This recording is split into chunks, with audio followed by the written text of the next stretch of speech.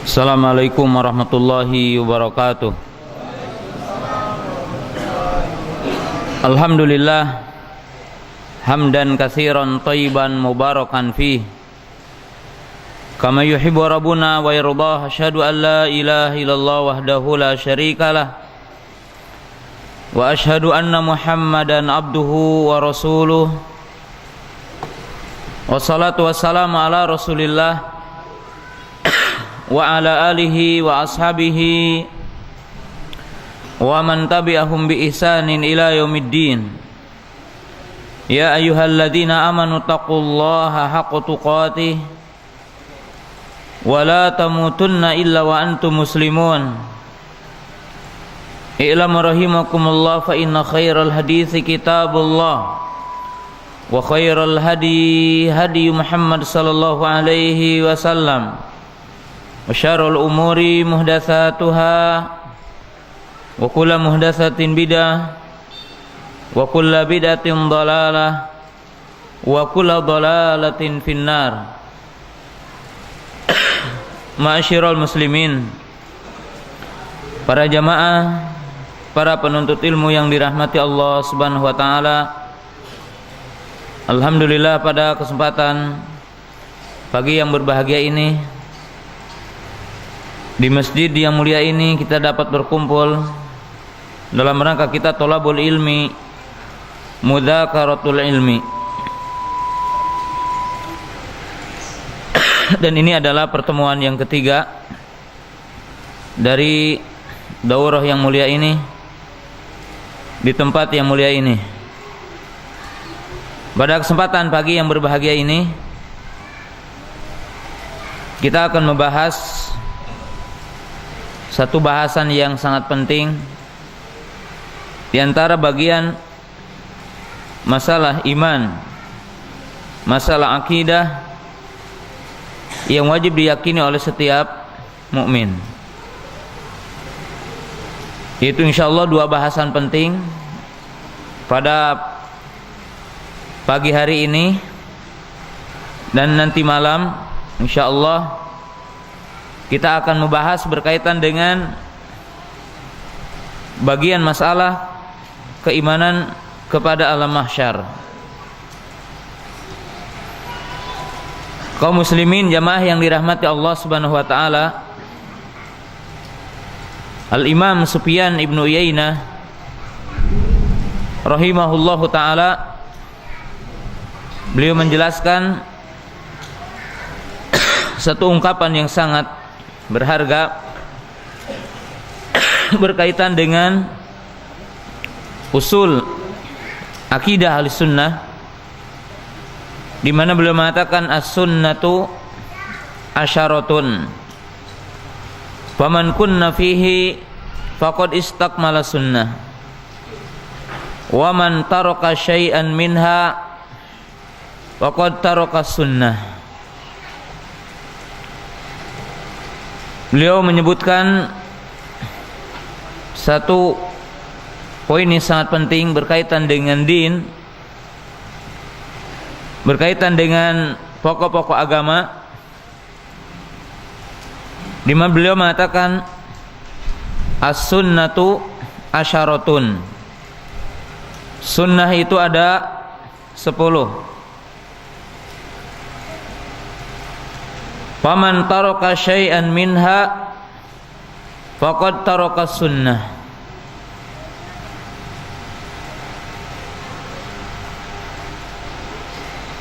Sunnah itu ada 10 kata beliau.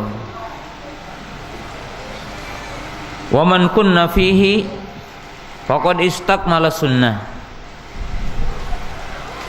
Siapa yang berkumpul pada seseorang itu 10 poin tersebut, maka ia telah menyempurnakan sunnah dan ia masuk dari kelompok ahli sunnah. Wa man taraka syai'an minha, dan barang siapa yang meninggalkan atau menyelisihi salah satu di antara 10 poin ini, faqad taraka sunnah, maka ia telah meninggalkan sunnah dan ia tidak termasuk dari kelompok ahli sunnah. Wa qala isbatul qadari wa taqdimu Abi Bakrin wa Umar. Wal imanu qaulun wa amalun. Wal Qur'anu kalamullah ghairu makhluk. Wa isbatu adabil qabri wa isbatul ba'thi wal hisabi wal mizani wal haudi was sirat. Sufyan ibn Uyainah rahimahullah ta'ala mengatakan sunnah itu ada 10. Lalu beliau menyebutkan poin yang 10 tadi. Qala isbatul qadari. Yang pertama adalah menetapkan takdir atau beriman kepada takdir. Atau beriman kepada takdir.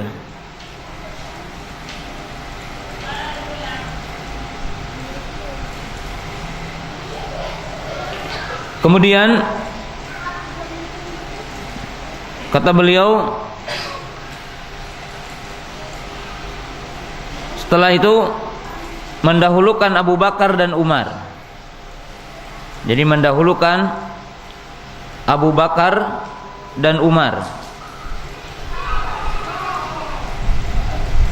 Mengatakan iman, ucapan dan perbuatan. Mengatakan Quran adalah kalamullah, bukan makhluk. Menetapkan adanya azab kubur. Kemudian menetapkan hari kebangkitan. Adanya hisab, adanya mizan, adanya haud, adanya sirat. Yaitu kita akan bahas nanti malam. Itu jisrun fawqa dhahri jahannam, yaitu jembatan yang ada di atas neraka, yang manusia orang-orang beriman akan melewatinya, dan tidak ada manusia atau orang beriman kecuali ia akan melewati sirat tersebut. Nah, perlu kita ketahui dari ungkapan Sufyan ibn Uyainah ketika beliau mengatakan as-sunnatu asyaratun, sunnah itu ada 10. Yang dimaksud di sini adalah usul sunnah, yaitu pokok-pokok sunnah. Jadi pokok-pokok sunnah. Ada beberapa pelajaran sebelum kita membahas tentang haud dari ungkapan Sufyan ibn Uyainah ini.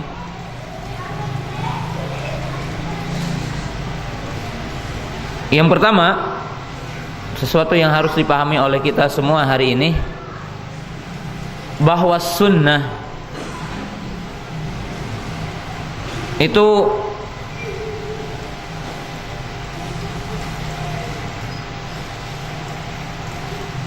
mencakup poin yang sangat penting, yaitu akidah.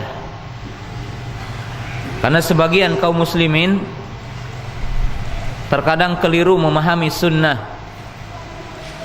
di mana mereka menganggap sunnah adalah sekedar perkara agama yang bukan wajib hukumnya. Maka ia mengenal sunnah hanya itu. Tetapi sunnah dalam arti yang luas adalah din, agama. Bahkan para ulama menjelaskan sunnah adalah usuluddin, yaitu pokok agama.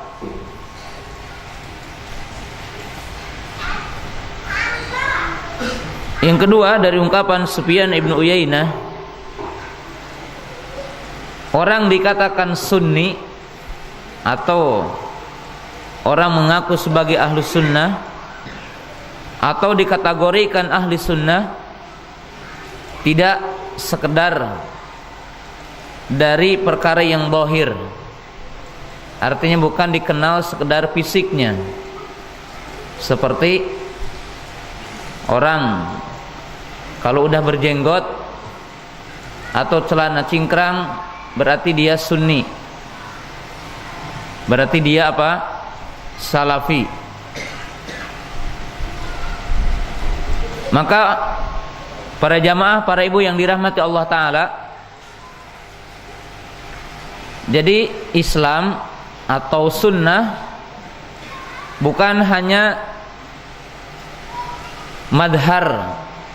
Artinya madhar itu sesuatu yang nampak kelihatan semata dari casing, panjang jenggot, celana cingkrang.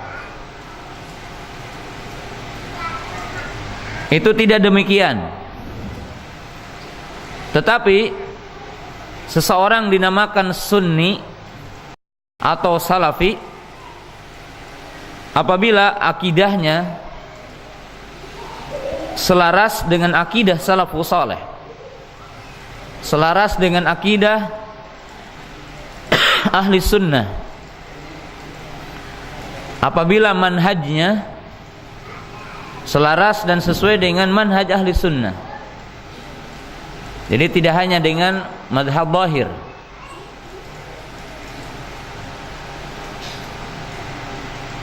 Sehingga Sufyan ibnu Uyainah beliau menjelaskan dalam kalimat yang tadi, sunnah itu ada 10.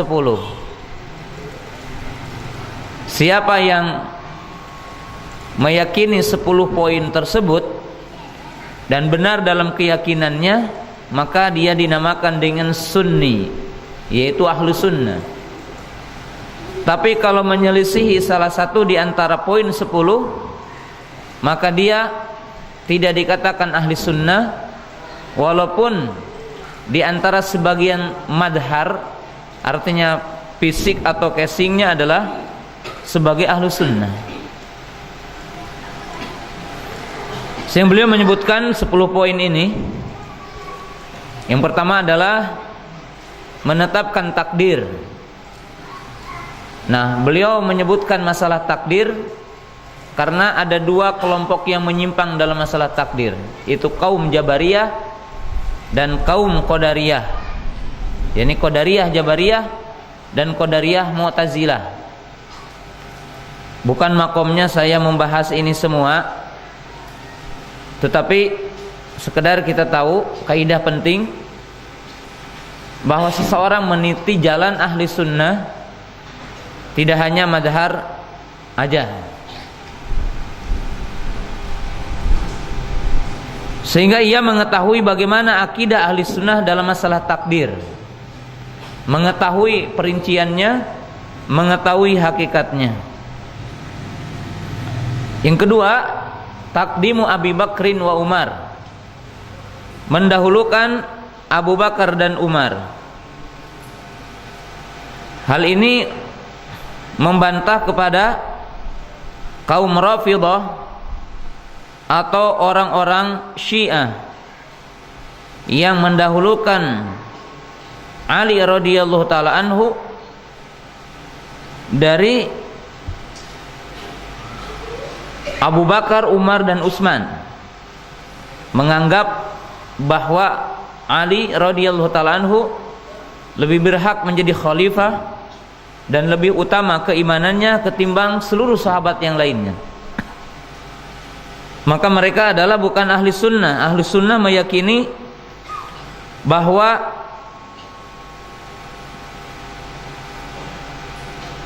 yang paling berhak menjadi khalifah dan lebih utama dari sisi iman adalah Abu Bakar, kemudian Umar, kemudian Utsman. Jadi di sini membantah kepada kaum Rafidhah, kaum Syiah yang mengutamakan Ali dari Abu Bakar, Umar dan Utsman. Jadi di sini untuk mengungkap yang menyimpang. Kemudian al-imanu qaulun wa amalun yazidu bi ta'ah wa yanqusu bil maksiyah. Jadi ciri ahlu sunnah adalah mengatakan iman, ucapan dan perbuatan. Jadi iman adalah ucapan dan perbuatan. Bertambah dengan taat, berkurang dengan maksiat. Jadi bertambah dengan taat, berkurang dengan maksiat. Nah, poin ini untuk membantah atau agar seseorang keluar dari pemahaman yang menyimpang di antara dua kelompok, yaitu orang Khawarij kemudian orang Murji'ah. Karena menurut orang Khawarij, apabila iman itu berkurang maka kafir keluar dari Islam. Sedangkan orang-orang Mu'tazilah mereka mengatakan pelaku zina, pencuri, peminum khamr, pelaku maksiat adalah sempurna imannya. Maka ahli sunnah itu pertengahan, yang maksiat selama tidak melakukan pembatal iman maka dia mukmin tapi naqisul iman, mukmin tapi imannya kurang. Kemudian setelahnya Al-Quran kalamullah ghairu makhluk. Ciri ahlus sunnah adalah mengatakan bahwa Quran adalah kalamullah, bukan makhluk. Jadi mengatakan Quran adalah kalamullah, bukan makhluk. Siapa yang mengatakan Quran adalah makhluk, maka dia adalah Jahmi, pengikut Jaham ibn Safwan. Dia adalah seorang Mu'tazilah. Jadi dia seorang Mu'tazilah. Karena orang-orang Jahmiyah, orang-orang Mu'tazilah meyakini bahwa Al-Quran itu makhluk, bukan kalamullah. Jadi bukan kalam Allah tetapi makhluk. Nah, jamaah yang dirahmati Allah Ta'ala, ini contoh. Kemudian isbatu adabil qabri. Ciri ahli sunnah adalah mengimani adanya adab kubur dan masuk di dalamnya adalah nikmat kubur. Jadi orang yang tidak mengimani adab kubur dan tidak mengimani nikmat kubur, maka dia bukan sebagai sunni, tapi dia adalah Jahmi Mu'tazilah, pengikut Jaham ibn Safwan, atau dia adalah orang Mu'tazilah. Kemudian isbatul ba'tsi, beriman kepada hari kebangkitan. Jadi adanya hari kebangkitan, dikumpulkannya manusia di padang mahsyar. Dan ini yang kita akan bahas nanti. Nah, kita berikan mukadimah terlebih dahulu, poin sangat penting ini. Kemudian isbatul hisab, akan dihisabnya amal nanti. Wal mizan, dan adanya timbangan nanti yaumal qiyamah, di arasatil qiyamah. Wal haud, nah ini yang kita akan bahas hari ini, yaitu tentang haud. Beriman adanya telaga di padang mahsyar milik Nabi kita Muhammad sallallahu alaihi wasallam untuk umat ini. Ya, nanti ada yang bisa meminumnya, ada yang terusir dari telaga. Dan kenapa mereka terusir? Bagaimana agar kita mendapatkan telaga itu? Nanti kita akan bahas. Ya. Ini disebutkan oleh Sufyan ibn Uyainah rahimahullahu taala tentang pokok-pokok akidah.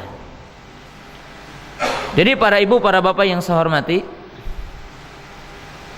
perkataan Sufyan ibn Uyainah ini mengisyaratkan tadi bahwa seorang sunni betul-betul dia harus paham usul akidah ahli sunnah. Dia harus betul-betul paham usul aqidatus salafus saleh ridwanullahi ta'ala alaihim. Seseorang tidak boleh hanya mengaku, mengklaim sebagai ahlu sunnah, tetapi ia tidak mengetahui atau tidak meyakini apa yang telah diyakini oleh ahlu sunnah, atau bahkan dia berbeda dengan apa yang telah diyakini oleh ahlu sunnah. Dan dalam perkataan Imam Sufyan ibnu Uyainah rahimahullahu taala, di sini menunjukkan kepada para pencari ilmu, pada para thalabul ilmi, mengisyaratkan satu hal yang sangat penting, bahwa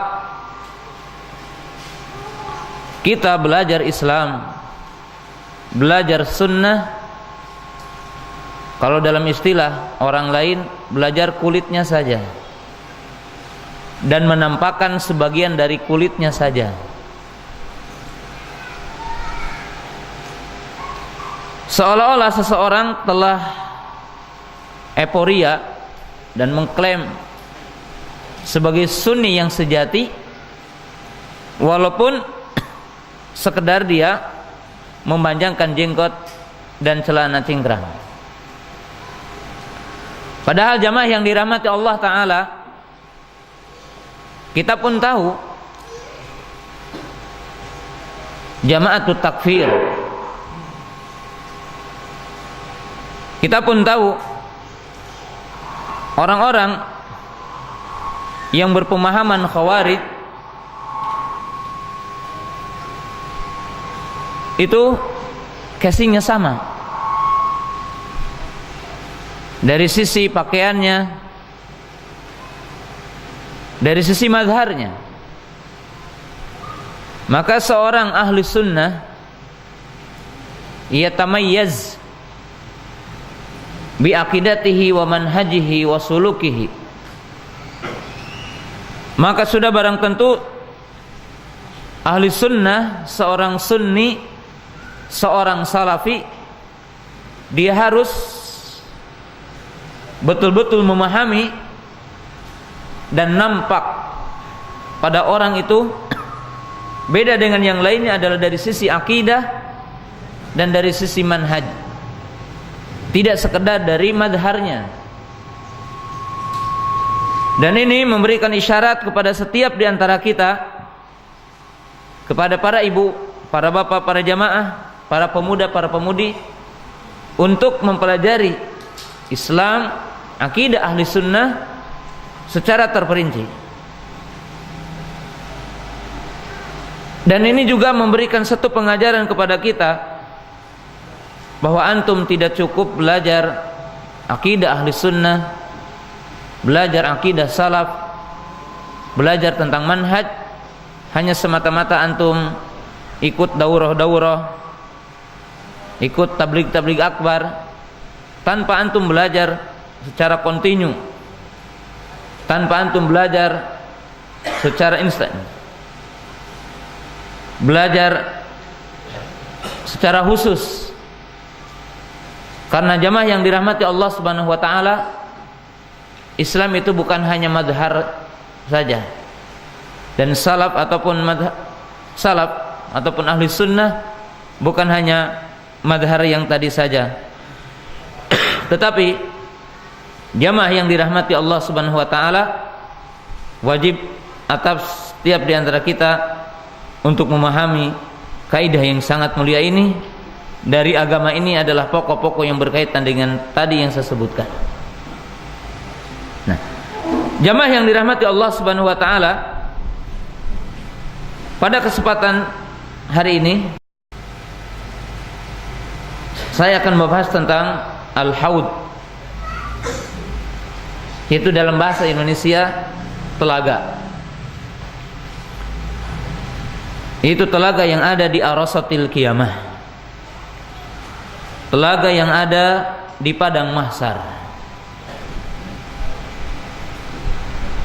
Kaum muslimin jamaah yang dirahmati Allah Ta'ala, di antara keimanan yang wajib kita yakini bahwa Allah menjelaskan dan Rasul menjelaskan bahwa manusia nanti akan dikumpulkan di padang mahsyar. Yuhsyarun nas yaumal qiyamati hufatan uratan gurla. Manusia nanti pada hari kiamat akan dikumpulkan dalam keadaan telanjang, tidak memakai baju, tidak memakai sandal, tidak dikhitan, seperti awal penciptaan. Watadnu syamsu qadra milin faya'rikun nasu biqadri amalihi. Faminhum man ya'riku ala ka'baihi, wa minhum man ya'riku ala rukbatayhi, wa minhum man ya'riku ala hikwaihi, wa minhum man ya'riku ila fihi, wa minhum man yulzimu iljama. Lalu Nabi SAW mengatakan matahari akan mendekat 1 mil. Lalu berkeringatlah manusia sesuai dengan amal perbuatan, sebatas dengan amal perbuatannya. Manusia akan berkeringat sesuai dengan amal perbuatannya. Di antara kita ada yang berkeringat sampai kepada 2 mata kakinya. Di antara kita ada yang sampai ke lututnya. Di antara kita ada yang sampai ke pinggangnya. Di antara kita ada yang sampai ke mulutnya. Dan di antara kita ada yang bermandikan keringat, karena matahari mendekat 1 mil. Kemudian orang-orang yang bertakwa, orang-orang yang beriman, orang-orang yang beramal saleh akan diberikan naungan oleh Allah Ta'ala. Di antaranya adalah 7 kelompok yang disebutkan di dalam hadis. Sab'atun yudilluhumullahu fi dhillihi yauma la dhilla illa dhilluh. 7 kelompok orang yang akan mendapatkan naungan dari Allah di satu hari yang tidak ada naungan kecuali naungan yang Allah Ta'ala berikan. Siapa di antara mereka? Imamun adil, imam yang adil. Rajulun qalbuhu mu'allaqun fil masajid, orang yang hatinya terikat dengan masjid. Syabun nasya'a fi ibadatillah, seorang pemuda yang dia berkembang dalam taat kepada Allah Ta'ala, ya. Kemudian 2 orang yang saling mencintai karena Allah, ya. Dia bersatu karena Allah dan dia berpisah karena Allah. Kemudian seseorang yang diajak untuk berbuat zina oleh seorang wanita yang cantik dan bermartabat, lalu dia mengatakan inni akhafullah, aku takut kepada Allah, dan meninggalkan wanita itu. Kemudian rajulun tasaddaqa bi shadaqatin fa akhfaha hatta la ta'lama shimaluhu, yaitu orang yang bersedekah dengan satu sedekah, bersedekah dengan tangan kanannya dalam satu riwayat, lalu menyembunyikannya sehingga tidak tahu tangan kirinya. Sedangkan yang ketujuh, rajulun dzakarallaha khafiyan fa fadat aina, itu orang yang zikir, bertasbih, bertahlil di tengah malam, mengingat Allah Ta'ala, lalu dia menangis karena takut kepada Allah Ta'ala. Ini adalah 7 kelompok yang disebutkan dalam hadis Abu Hurairah, diriwayatkan Imam Bukhari dan Muslim. Kemudian setelah itu manusia akan berbondong-bondong meminta syafaat ketika matahari sangat panas. Dan ini juga bagian tentang arasatil qiyamah. Maka manusia berbondong-bondong mendatangi Adam alaihi salam, lalu meminta untuk memberi syafaat. Lalu Nabi Adam menolaknya. Lalu kita datang kepada Nabi Nuh alaihi salam, maka Nabi Nuh pun menolak. Lalu kita datang kepada Nabi Musa, Nabi Musa pun menolaknya. Lalu kita datang kepada Nabi Isa, Nabi Isa pun menolaknya. Sampailah manusia itu datang kepada Nabi kita Muhammad SAW, dan Nabi kita Muhammad SAW diizinkan untuk memberi syafaat yang dinamakan dengan syafaatul kubra, yaitu masa-masa yang genting di sini. Sebagian manusia dapat syafaat, sebagian manusia tidak mendapatkan syafaat. Jadi sebagian manusia mendapat syafaat, sebagian manusia tidak mendapat syafaat. Kemudian setelah itu manusia ditimbang, dimizan, dihisab amalnya. Artinya dihitung, dihisab, ditimbang amalnya. Maka di antara kita ada yang mengambil kitabnya dengan tangan kanannya, dan di antara kita ada yang mengambil kitab dengan tangan kirinya, dihinakan oleh Allah Ta'ala.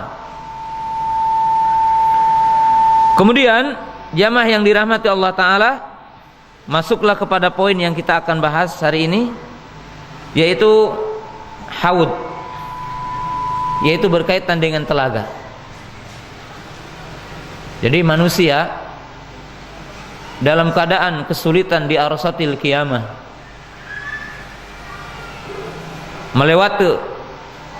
melewati fase-fase perjalanan.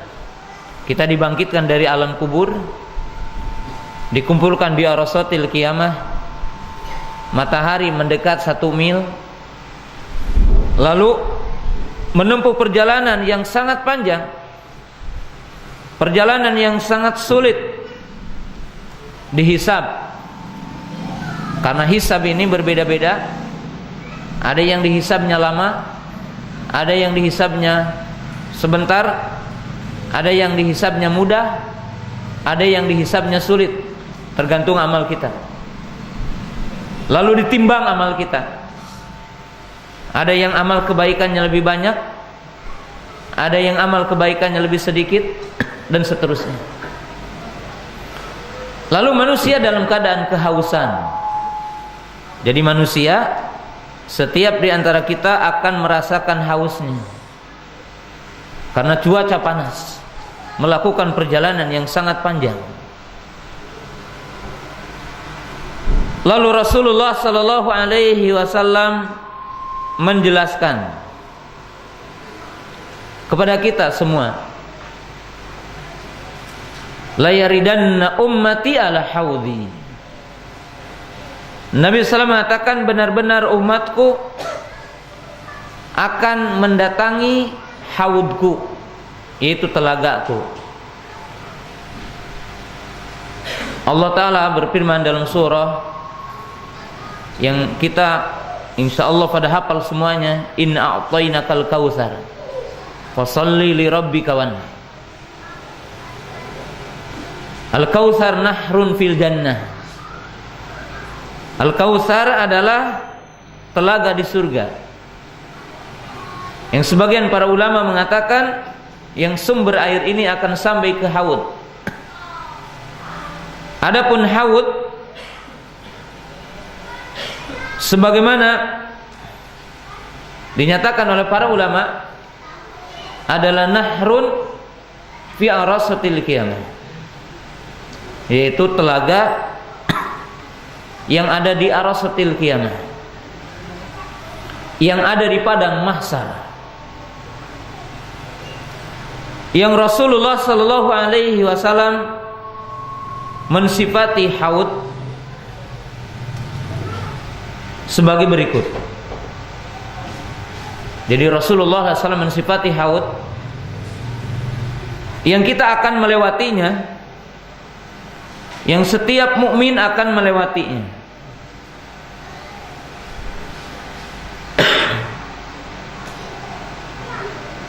Yang pertama, dari sisi luas dan lebar haud itu, qala Rasulullah sallallahu alaihi wasallam, haudi masiratu syahrin Qala fi riwayah tuluhu masiratu syahrin wa irduhu masiratu syahrin. Rasulullah sallallahu alaihi wasallam menjelaskan haudku luasnya sejauh perjalanan 1 bulan. Dalam satu riwayat dikatakan lebarnya 1 bulan perjalanan dan panjangnya 1 bulan perjalanan. Dalam satu riwayat diberikan gambaran, yaitu pantatis, artinya untuk sekedar mendekatkan kepada para sahabat bagaimana agungnya dan luasnya haud itu. Qala haudi kama baina Son'a wal Madinah.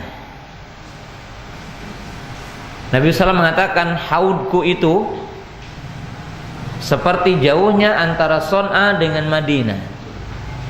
Son'a adalah Madinah fil Yaman, itu kota yang ada di negeri Yaman. Maka beliau menggambarkan dan menyebutkan luasnya haud itu, yaitu milik Rasulullah sallallahu alaihi wasallam. Sehingga istimbat sebagian para ulama bahwa haud itu mudawwarun. Jadi ada yang mengatakan bahwa haud itu bentuknya bulat, karena digambarkan panjangnya sama, lebarnya sama. Kemudian Rasulullah sallallahu alaihi wasallam mensifati airnya. Bagaimana haud Rasulullah sallallahu alaihi wasallam? Faqala Rasulullah sallallahu alaihi wasallam ma'uhu abyadu minal laban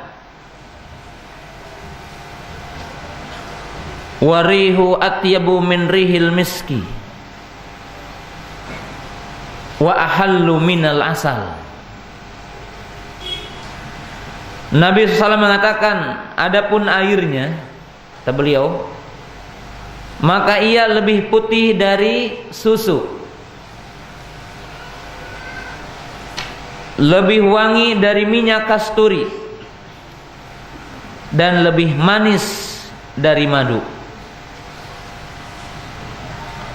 Jadi Rasulullah sallallahu alaihi wasallam menjelaskan ini dalam hadis Anas bin Malik. Beliau mengatakan tentang airnya, abyadu minal laban wa ahalla minal asal. Jadi lebih manis dari madu, lebih putih dari susu, dan lebih wangi dari minyak kasturi. Ini keagungan haud Rasulullah sallallahu alaihi wasallam.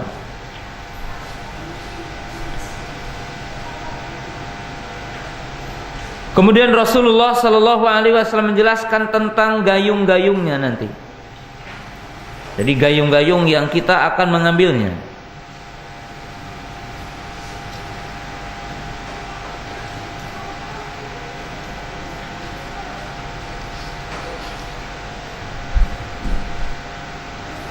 Gelas-gelasnya, kita lihat dalam beberapa riwayat beliau mengatakan wa aqwabuhu ka'adadin nujumi minas sama.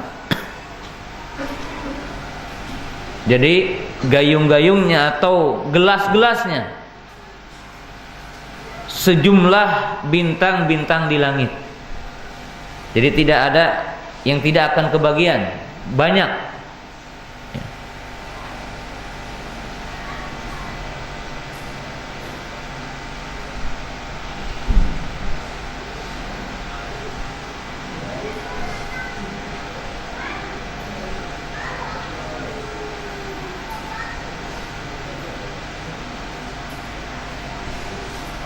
Dan ini satu kemuliaan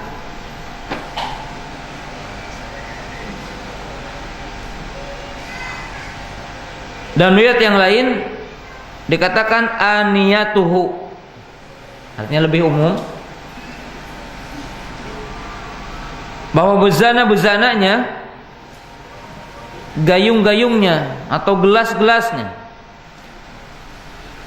yang akan digunakan oleh setiap orang mukmin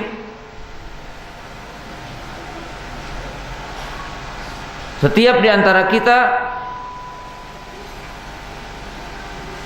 adalah banyak. Bahkan dalam satu riwayat disebutkan aniyatuhu aktsaru min adadi nujumis sama. Jadi bezana-bezananya lebih banyak dari jumlah bintang-bintang di langit.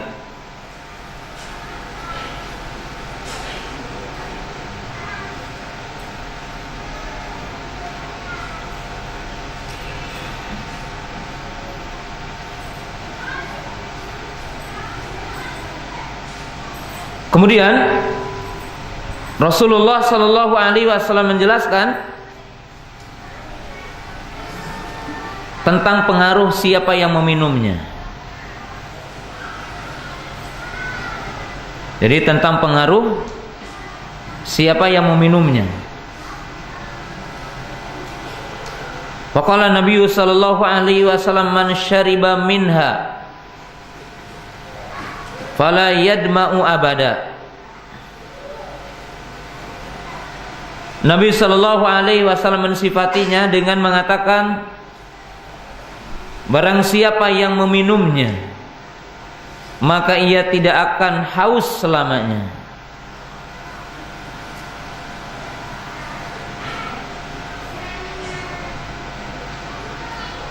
Jadi siapa yang meminumnya maka ia tidak akan haus selamanya.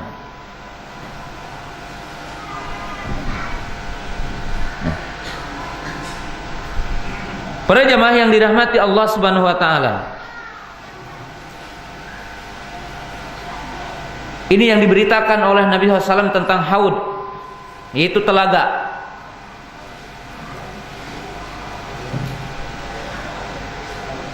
Bagi umat ini. Dan Rasulullah sallallahu alaihi wasallam menjelaskan kepada kita bahwa seluruh umat ini akan mendatanginya. Jadi setiap di antara kita akan mendatanginya, akan melewatinya. Tetapi tidak semuanya akan dapat. Nah, di antara dalil yang menunjukkan bahwa seluruh umat Muhammad sallallahu alaihi wasallam akan melewatinya adalah hadis Abu Hurairah dan yang lainnya. Rasulullah sallallahu alaihi wasallam mengatakan, "Taruddu alayya ummati al-hawdha." Kata beliau, umatku semuanya akan mendatangi haudku, akan melewati haudku. Mereka akan berbondong-bondong mendatangi haudku. Dalam satu riwayat Nabi SAW mengatakan, inni faratukum alal haud. Aku adalah mendahului kalian kepada haud. Dan Nabi SAW berada di tepi haud.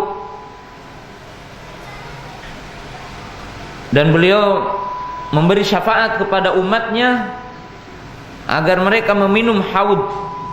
Ummati, ummati, umatku, umatku.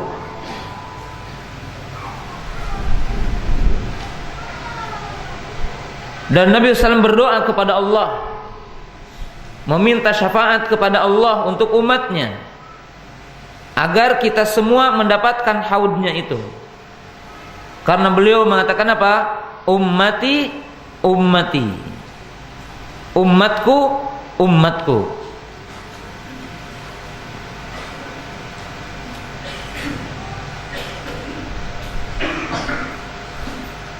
Tetapi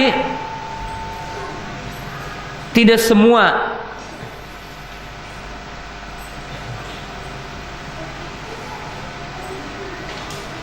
umat ini mendapatkannya.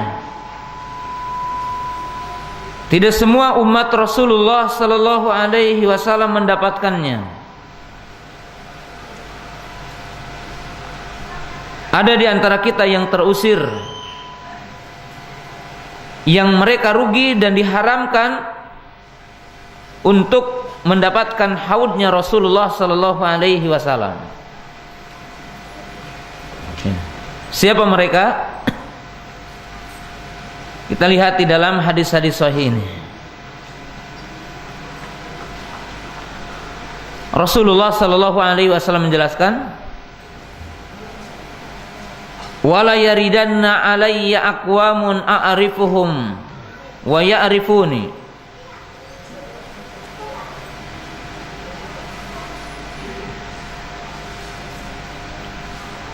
Thumma yuhalu baini wa bainahum fa'aqulu innahum minni. Fayuqalu innaka latadri man ahdatsu ba'da.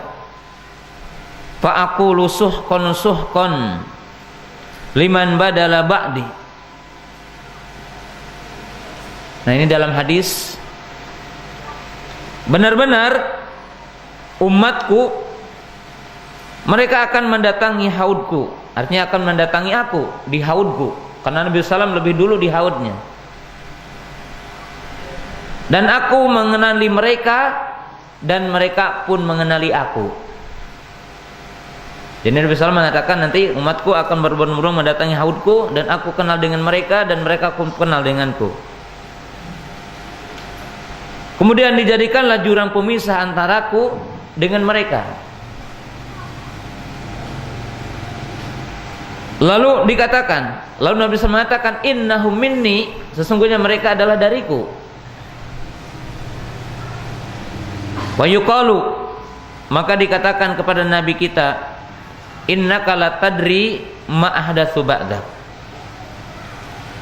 Sesungguhnya engkau wahai Muhammad tidak mengetahui apa yang diada-adakan oleh mereka setelahmu.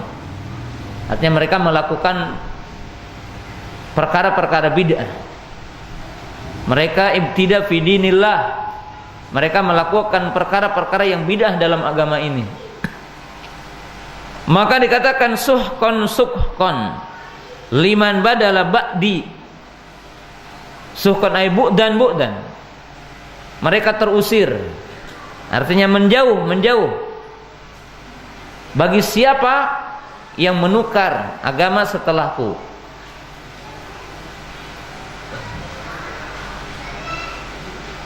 Dalam hadis yang lain Rasulullah SAW mengatakan,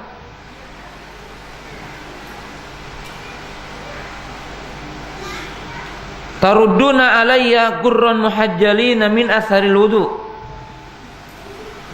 wala yasuddanna anni ta'ifatun minkum fala yasilun fa aqulu ya rabbi haula'i min ashabi fayaku hal tadri ma ahdatsu ba'dak. Dan riwayat yang lain akan datang kepada haudku dari umatku qurran muhajjalin dengan wajah cemerlang, dengan wajah yang bersinar dari bekas wudu mereka. Artinya di sini ahlus sunnah, orang-orang yang menjaga salat 5 waktu dan orang-orang yang menjaga wudu. Maka nanti yaumul qiyamah akan dikumpulkan oleh Allah Ta'ala dalam keadaan wajah yang cemerlang, wajah yang berseri.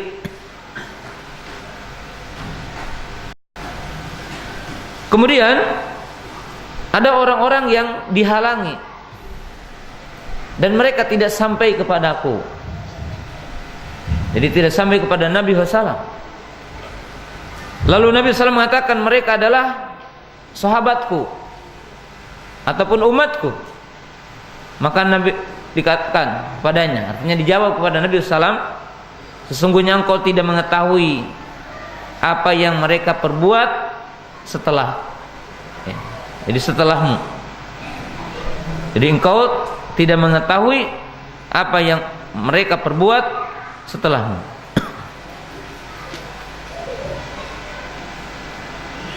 Nah, di riwayat yang lain sini, inni alal haudi antadiru man yarudduhu alayya minkum. Nabi SAW mengatakan, aku mendahului kalian kepada haud, dan aku menunggu siapa di antara kalian yang akan melewatinya. Kemudian muncullah orang-orang yang mereka tidak diizinkan, dan mereka terusir. Maka Nabi SAW mengatakan, ya Rabbi ummati ummati,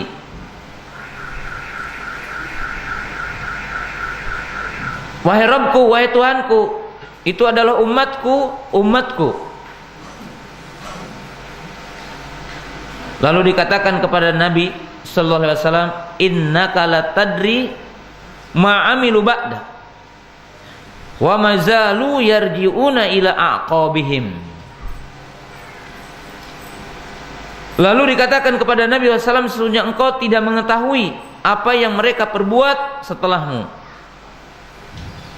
Dan mereka itu murtad, artinya kembali kepada tumit mereka, kembali kepada kekafiran mereka, kembali kepada kesyirikan mereka. Artinya orang-orang yang murtad dari umat ini. Jadi orang-orang yang murtad dari umat ini. Nah, kaum muslimin jamaah yang dirahmati Allah Subhanahu wa taala, beberapa hadis ini menunjukkan kepada kita faidah-faidah yang sangat berharga. Faidah yang pertama, bahwa haknya adanya haud di Arasatul Qiyamah, adanya telaga yang ada di Arasatul Qiyamah, yang sifat-sifatnya telah disebutkan tadi dengan hadis mutawatir, yaitu sangat luas sekali. Adapun digambarkan dengan sejauh perjalanan 1 bulan, lebarnya sejauh perjalanan 1 bulan, hal itu hanyalah bentuk takribul faham, untuk mendekatkan pemahaman kepada kita begitu luasnya dan begitu agungnya haud Nabi SAW, yang disifati airnya lebih putih dari susu, lebih manis dari madu, dan lebih wangi dari minyak kasturi. Gayung-gayungnya adalah mutiara dari surga, melebihi banyaknya bintang-bintang di langit. Siapa yang meminumnya tidak akan haus selamanya. Dan haud ini menurut pendapat yang paling kuat setelah proses hisab dan mizan. Karena ketika manusia ditimbang dan dihisab, maka mereka merasakan sesuatu yang sangat melelahkan, yang menjadi mereka kehausan, menginginkan minum dan letih, sehingga memerlukan kepada haud. Dan Allah Ta'ala menganugerahkan kepada Nabi kita haud, telaga yang sifat-sifatnya tadi. Tetapi Rasulullah Sallallahu Alaihi Wasallam menjelaskan bahwa tidak semua orang akan mendapatkan haud itu. Siapa dari umat Muhammad Sallallahu Alaihi Wasallam yang tidak akan mendapatkan haud, artinya akan terusir. Yang pertama, al-murtadun wal munafikun, orang-orang yang murtad dan orang-orang yang munafik, dengan redaksi-redaksi yang tadi dikatakan.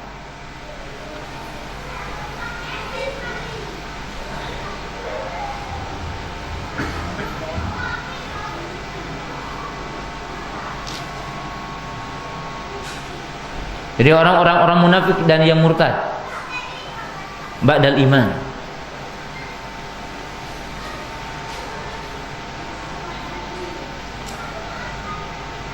Yang kedua,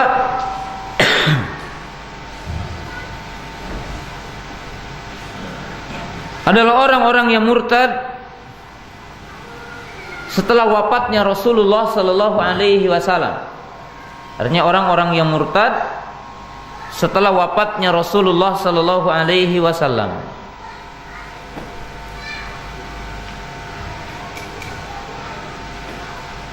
Dan yang ketiga, para ulama menjelaskan hum ashabul ma'asi minal kabair wa ashabul bidah.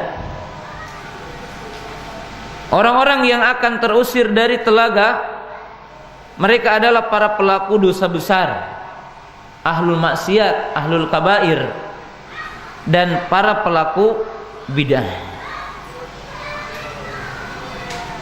Dan para pelaku bid'ah.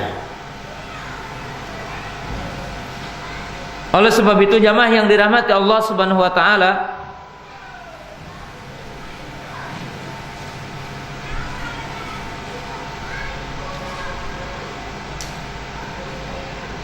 para ulama menjelaskan di antara salah satu bahaya bid'ah dan di antara salah satu bahaya pelaku bid'ah, bahwa pelaku bidah ini akan terusir dari haudnya Rasulullah sallallahu alaihi wasallam. Mereka tidak akan mendapatkan haud Rasulullah sallallahu alaihi wasallam. Jamaah yang dirahmati Allah taala, sampai di sini dulu 10:30. Dan panitia tadi meminta untuk beristirahat dulu karena akan menyampaikan beberapa pengumuman. Kalau tafadhol, maka silahkan kepada panitia untuk menyampaikan satu hal penting berkaitan dengan pendidikan.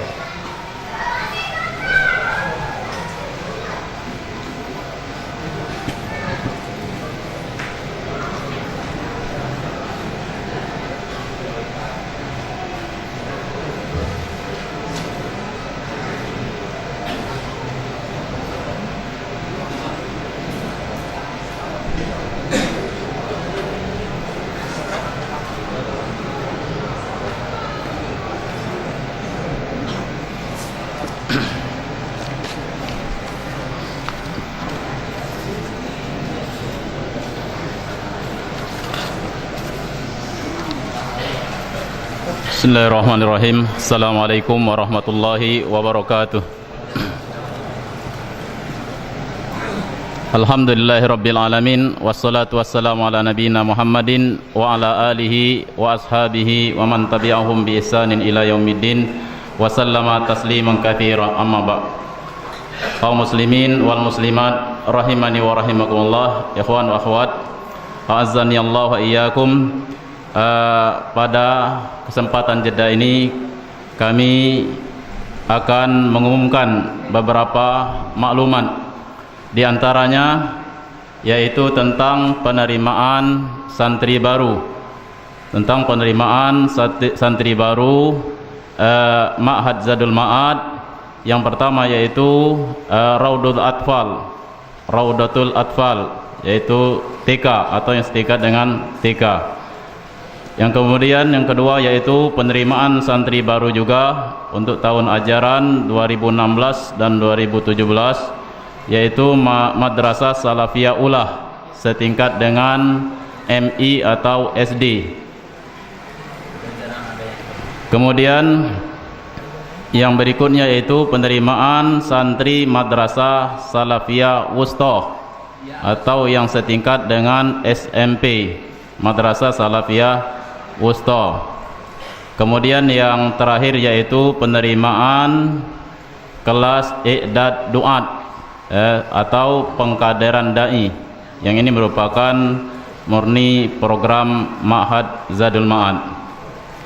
Untuk masalah biaya dan yang lainnya, untuk lebih jelasnya silakan dibaca di brosurnya atau bisa menghubungi langsung pengurus Ma'had Zadul Ma'ad.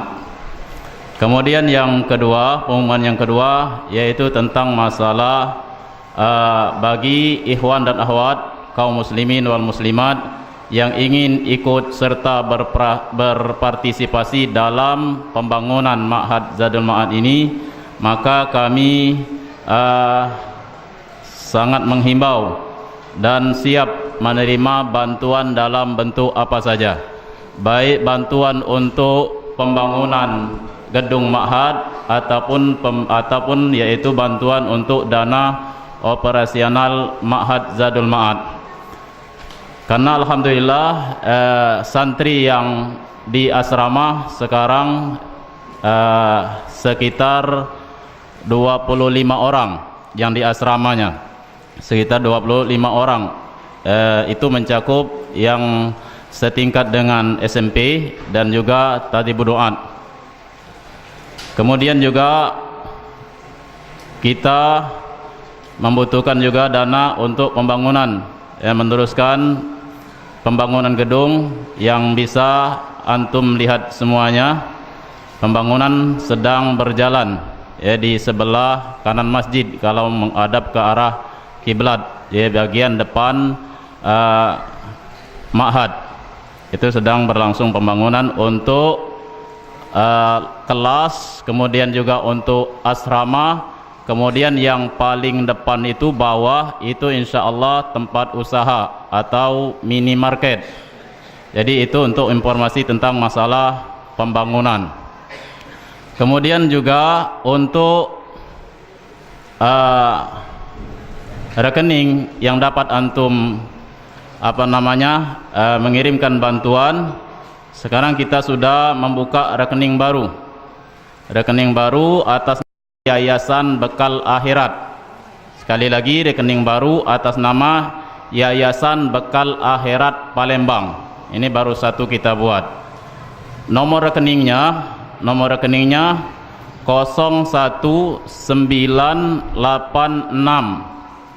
19784.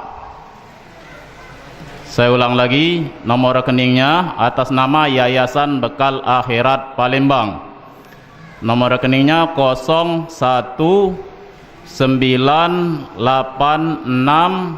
19784. Itu juga bisa antum lihat di brosur.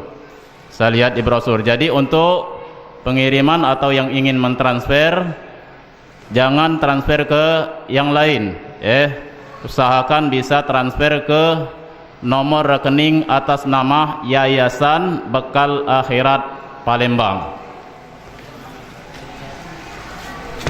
Kemudian pengumuman yang berikutnya tentang jadwal kajian di Pondok Pesantren Ma'had Zadul Ma'ad Palembang. Ada beberapa majelis yang kita adakan di Masjid Sulaiman Al-Quraidaini atau di Ma'had Zadul Ma'ad. Yang pertama yaitu hari Senin ba'da solat maghrib dengan kajian kitab Adab Thalibul Ilmi karya Anas Ahmad Karzun yang akan disampaikan oleh Ustadz Dwi Novianto ba'da solat maghrib. Kemudian kajian yang berikutnya yaitu hari Selasa. Hari Selasa ini dimulai jam 2 siang. Tadi belum disebutin bang apa nih? Oh iya. Iya. Untuk hari Selasa,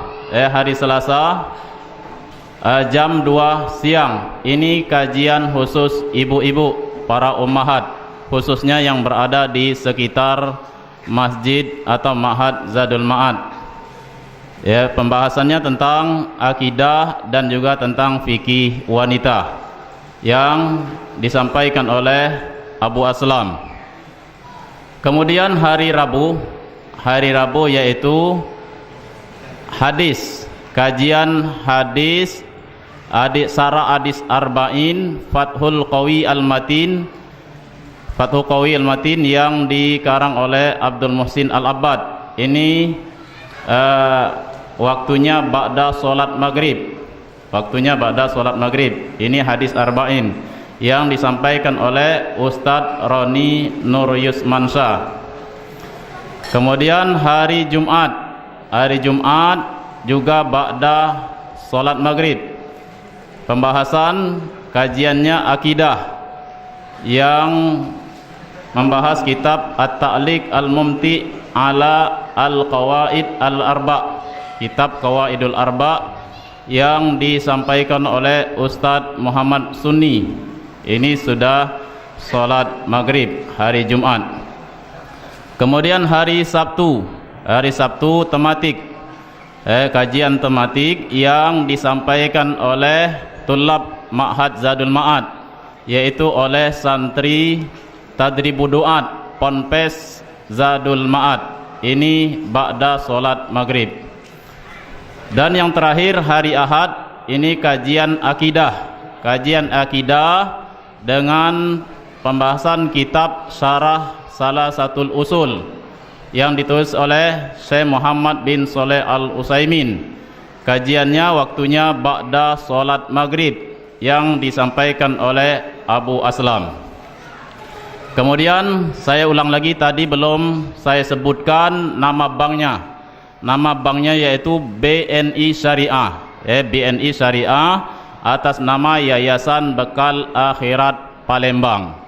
Atas nama Yayasan Bekal Akhirat, nomor rekeningnya 01986197784. Untuk informasi lebih lengkap, untuk lebih jelas, silakan menghubungi panitia atau pengurus-pengurus yang ada di Ma'had Zadul Ma'ad.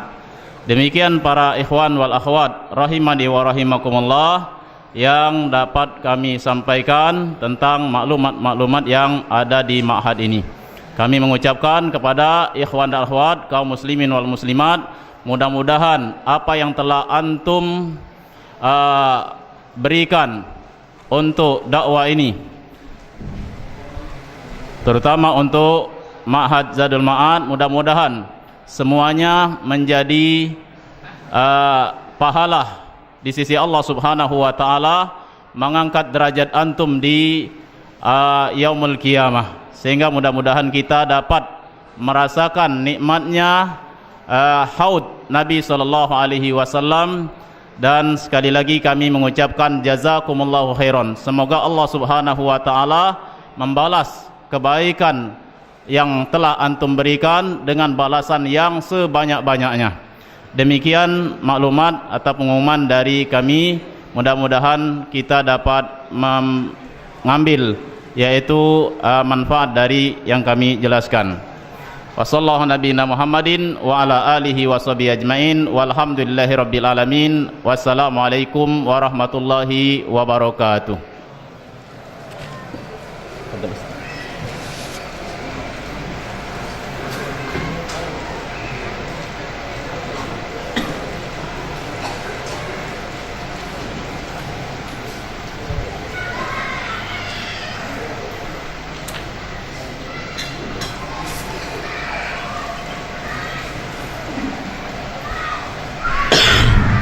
Bismillah.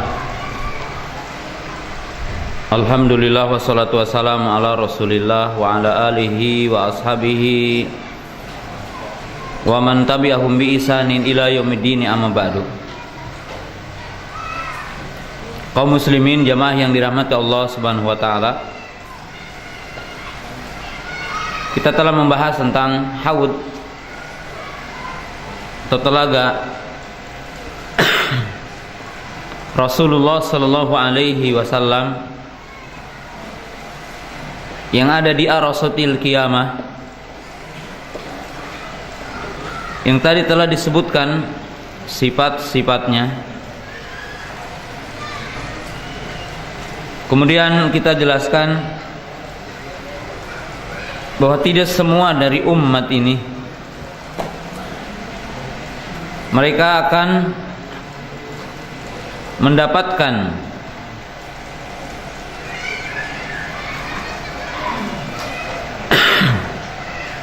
haud Rasulullah sallallahu alaihi wasallam. ada orang-orang yang terusir dari telaga tersebut. Karena tentunya umat Rasul ada dua.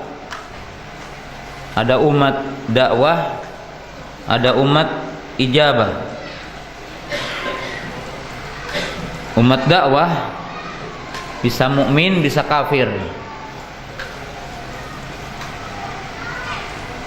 Maka tadi telah dijelaskan bahwa orang-orang yang terusir dari telaga dan mereka tidak akan mendapatkannya, mereka adalah orang-orang munafik. Orang-orang yang murtad setelah wafatnya Rasulullah sallallahu alaihi wasallam. Sebagaimana kita mengetahui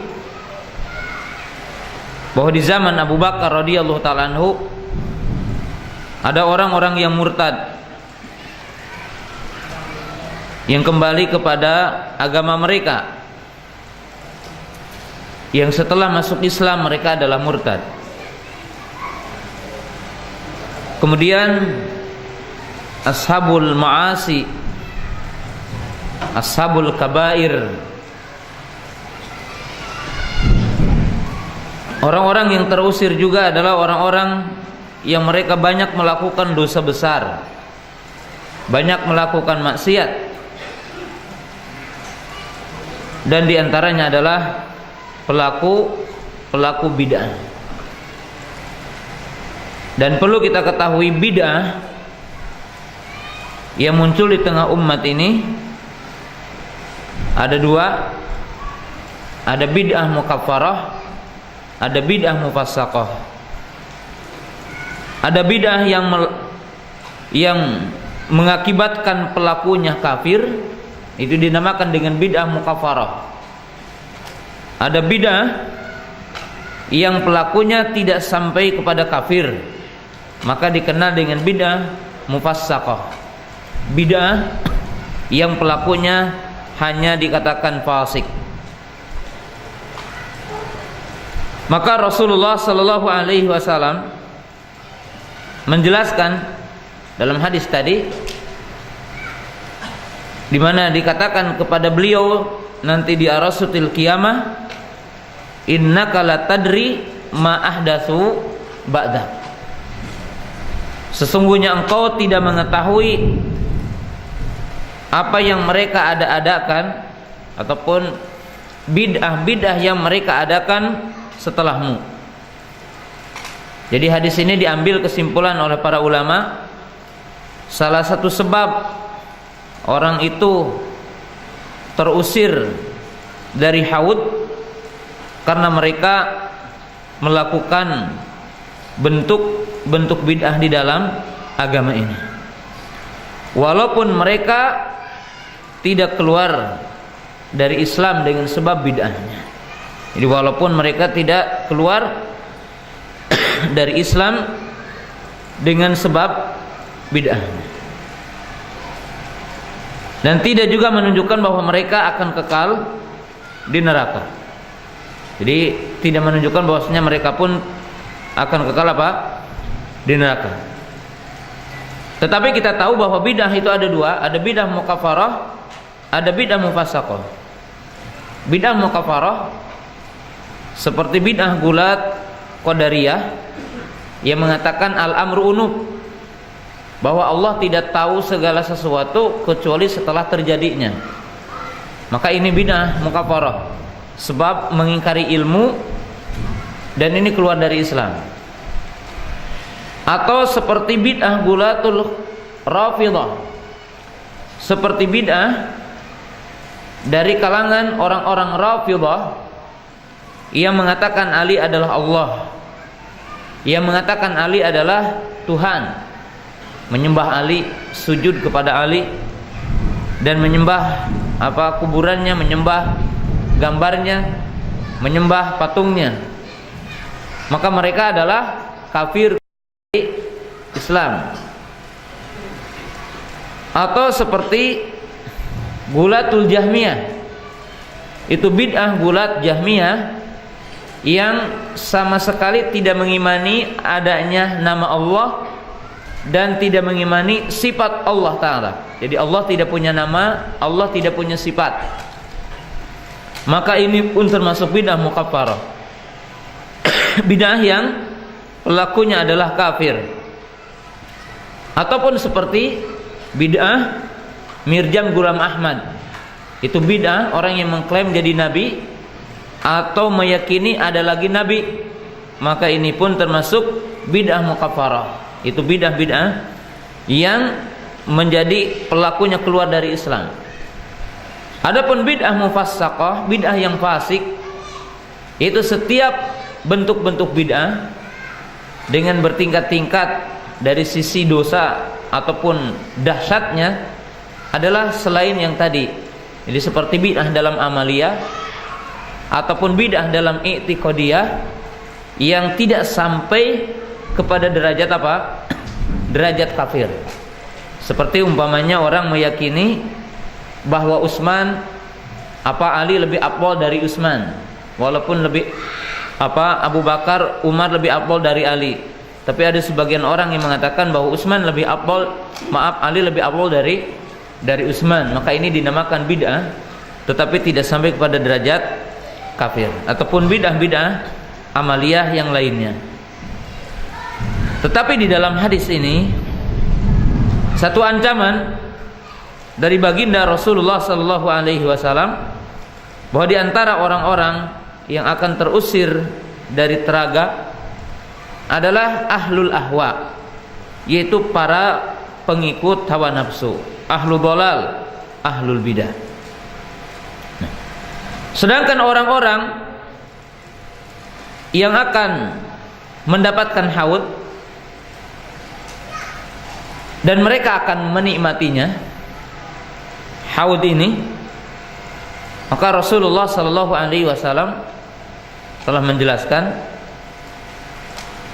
yang pertama adalah ahlu tauhid, yaitu orang-orang yang bertauhid dan mereka menyempurnakan tauhidnya. Hal itu sebagaimana dijelaskan dalam ayat yang umum,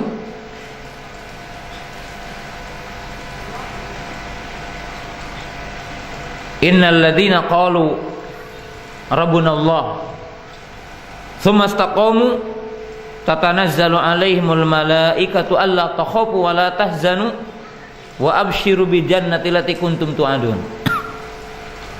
Wa qala Allah Ta'ala alladzina amanu wa lam yalbisu imanahum bidzulmin ulaika lahumul amnu wa hum muhtadun. Orang-orang yang berkata Rabb kami adalah Allah, kemudian mereka istiqomah. Artinya istiqomah dalam melaksanakan perintah Allah, dalam menghindari larangan-larangan Allah. Mereka menyempurnakan tauhid. Maka malaikat akan turun kepada mereka seraya memberi kabar gembira kepada mereka, janganlah kamu takut, jangan kamu bersedih, dan inilah kabar gembira surga yang telah dijanjikan oleh Allah Ta'ala. Maka ayat ini menjelaskan dan mengandung makna bahwa orang-orang yang bertauhid termasuk orang-orang yang akan diberi kabar gembira dengan haud. Artinya akan mendapatkan telaganya Rasulullah sallallahu alaihi wasallam.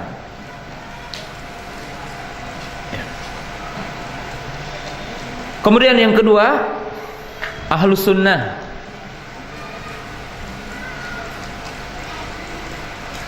Karena Rasulullah sallallahu alaihi wasallam menjelaskan dalam sebuah hadis, dan khitab ini kepada orang-orang Ansar pertama kali dan orang-orang Muhajir, qala innakum satalqauni ba'di atharatun fasbiru hatta talqauni ala haudi. Rasulullah sallallahu alaihi wasallam menjelaskan dalam hadis ini,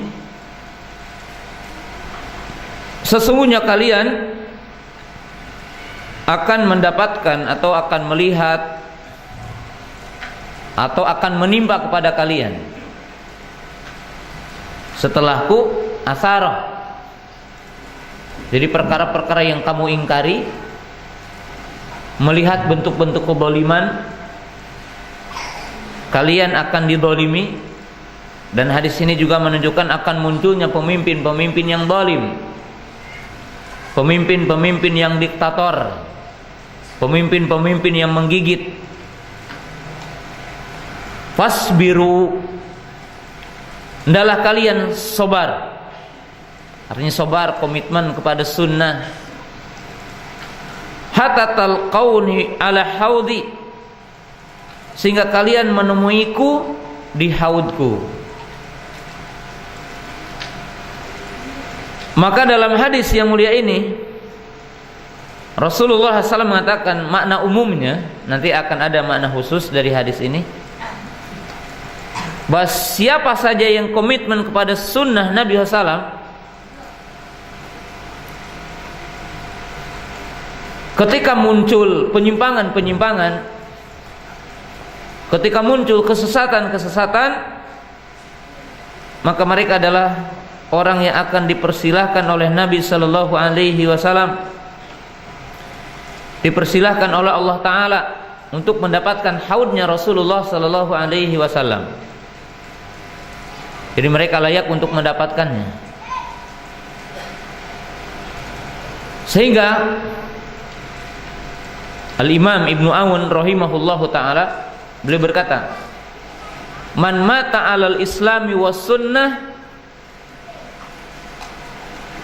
falahu basyirun bi kulli syai'.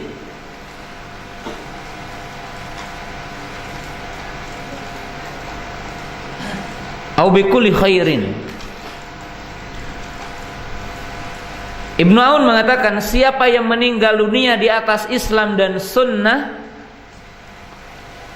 maka dia berhak untuk mendapatkan kabar gembira dengan setiap kebaikan, termasuk kabar gembira dengan haud. Jadi Al-Imam Ibnu Aun rahimahullahu ta'ala, siapa yang meninggal dunia di atas Islam dan sunnah, jadi barang siapa yang meninggal dunia di atas Islam dan sunnah, tidak terjerumus kepada bid'ah, tidak terjerumus kepada kesesatan, tapi ia husnul khotimah, meninggal dunia di atas sunnah, maka dia berhak untuk mendapatkan kabar gembira dengan setiap kebaikan. Salah satu kabar gembira akan mendapatkan haud, telaga Rasulullah sallallahu alaihi wasallam.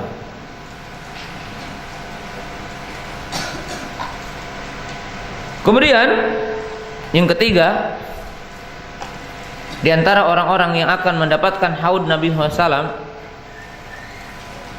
adalah orang yang sabar kepada kezaliman pemimpinnya, di mana ia tidak mengangkat senjata, dia tidak memberontak, walaupun dia melakukan kezaliman. Karena di dalam hadis yang tadi Nabi SAW mengatakan, innakum satalqauna ba'di atharah. Dalam satu riwayat, umuran tunkirunaha. Nanti akan menimpa kalian, aku akan datang kepada kalian perkara-perkara yang menurut kalian itu mungkar, jelek. Yang dimaksud dalam riwayat-riwayat yang lain, akan muncul kepada kalian atau di tengah-tengah kalian pemimpin-pemimpin yang zalim, yang mengambil harta kalian, yang menghukum kalian, diktator, zalim. Sehingga para sahabat juga pada bertanya, afala nuqatiluhum, afala nunabiduhum, afala nunazi'uhum. Apakah kami boleh memeranginya, memberontak?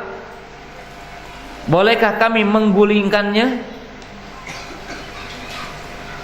Bolehkah kami mengkudetanya?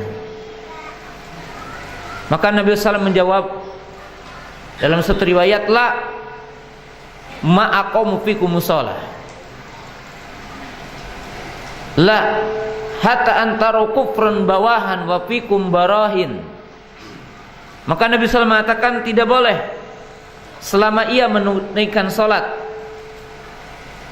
selama ia mendirikan salat, maka jangan mengkudetanya, maka jangan memberontak, sabar, kata Nabi SAW. Dalam satu riwayat, tidak boleh sehingga kamu melihat kekafiran yang nyata dari pemimpinmu itu dan kamu punya argumentasi dalam mengkafirkannya, ada dalil, ada hujjah, telah ditegakkan hujjah kepadanya. Dan dalam riwayat ini, bersabarlah, kata beliau, jika kamu melihat pemimpinmu yang mendera kamu, yang mengambil harta kamu, yang memukul kamu, yang mendolimi kamu, maka Nabi SAW mengatakan bersabarlah kalian sehingga kalian bertemu denganku di haudku. Jadi aku akan menunggumu di haudku. Dan ini adalah kabar gembira dari Rasulullah SAW bagi siapa yang sabar melaksanakan perintah-perintah Allah dan sunnah Rasulullah Sallallahu Alaihi Wasallam. Maka dengan itulah Nabi SAW menggambarkan komitmen kepada sunnah di akhir zaman dengan beberapa redaksi karena begitu dahsyat dan beratnya. Seperti dalam hadis, alaikum bisunnati wa sunnatil khulafi ar-rasyidin al-mahdiin addu 'alaiha binawajid. Beliau mengatakan, barang siapa yang hidup setelahku akan melihat perselisihan yang banyak, maka berpegang teguhlah kepada sunnahku dan sunnah para khulafa ar-rasyidin. Lalu apa? Genggamlah dengan kuat, gigit dengan gigit gerahamu, pegang dengan kuat, pegang dengan erat, karena dahsyatnya fitnah di akhir zaman, sehingga begitu beratnya orang berpegang teguh kepada sunnah. Begitu banyak ujian bagi setiap mukmin hari ini, termasuk munculnya pemimpin-pemimpin yang zalim. Kemudian dalam hadis yang kedua, al-qabidi 'alaiha atau al-qabidu 'alaiha kal-qabidi 'alal jamr. Yang komitmen kepada sunnah itu seperti orang yang memegang bara api. Jadi ketika muncul fitnah hari ini, ketika muncul kesesatan hari ini, dan muncul perkara-perkara yang mungkar di tengah kita, dan apa-apa yang tidak menyenangkan hati kita, ya, setiap orang tidak senang dengan kezaliman. Tidak ada di antara kita yang senang dengan kezaliman. Tidak ada di antara kita yang senang dengan ketertindasan, tidak ada. Tetapi Nabi SAW mengatakan, sabarlah. Maka beliau mengatakan, sabarlah sehingga kalian bertemu denganku di haudku. Dan orang yang komitmen kepada sunnah di zaman itu seperti orang yang memegang bara api. Jadi punya konsekuensi dan harus bertanggung jawab dan harus punya kekuatan, ketangguhan, sabat, karena begitu dahsyat fitnah. Adapun dalam hadis yang ketiga, Nabi SAW menggambarkan tentang keutamaan dan kemuliaan orang yang ketika muncul fitnah taqarrub kepada Allah, banyak melakukan amal saleh, banyak melakukan ibadah. Faqala Nabi sallallahu alaihi wasallam, ketika munculnya fitnah, ketika muncul penyimpangan, bahwa orang yang ketika muncul fitnah lalu ia melakukan bentuk ibadah, melakukan taat, menjaga salat 5 waktu, menjaga salat tatawu, menjaga puasa sunnah, menjaga ibadah. Al-ibadatu fil hajri kahijratu ilayya. Banyak ibadah di masa fitnah adalah seperti orang yang berhijrah kepadaku. Dalam arti orang yang ketika muncul fitnah banyak melakukan ibadah dan taqarrub kepada Allah, maka akan lebih terjaga di sisi Allah. Qala Rasulullah SAW, ihfadillah yahfadka, ihfadillah tajid tijahak. Jagalah batasan-batasan Allah, maka Allah akan menjagamu. Jagalah batasan-batasan Allah, maka Allah akan bersamamu. Kemudian yang keempat, dalam hadis-hadis diisyaratkan bahwa orang-orang yang paling layak untuk mendapatkan haudnya Rasulullah sallallahu alaihi wasallam adalah orang-orang yang istiqomah dalam perintah Allah, di atas sunnah Rasulullah sallallahu alaihi wasallam. Karena dalam ayat yang tadi Allah berfirman, innal ladzina qalu rabbuna Allah tsumma istaqamu tatanazzalu alaihimul malaikatu alla takhafu wa la tahzanu wa abshiru bil jannati allati kuntum tu'adun. Orang yang istiqomah dalam agamanya, istiqomah dalam beribadah kepada Allah, istiqomah di atas sunnah, istiqomah dalam taat, komitmen, berpegang teguh, ya, kuat, maka mereka adalah orang-orang yang paling layak untuk mendapatkannya. Kemudian setelah ini, siapakah yang paling pertama melewati haud Nabi sallallahu alaihi wasallam?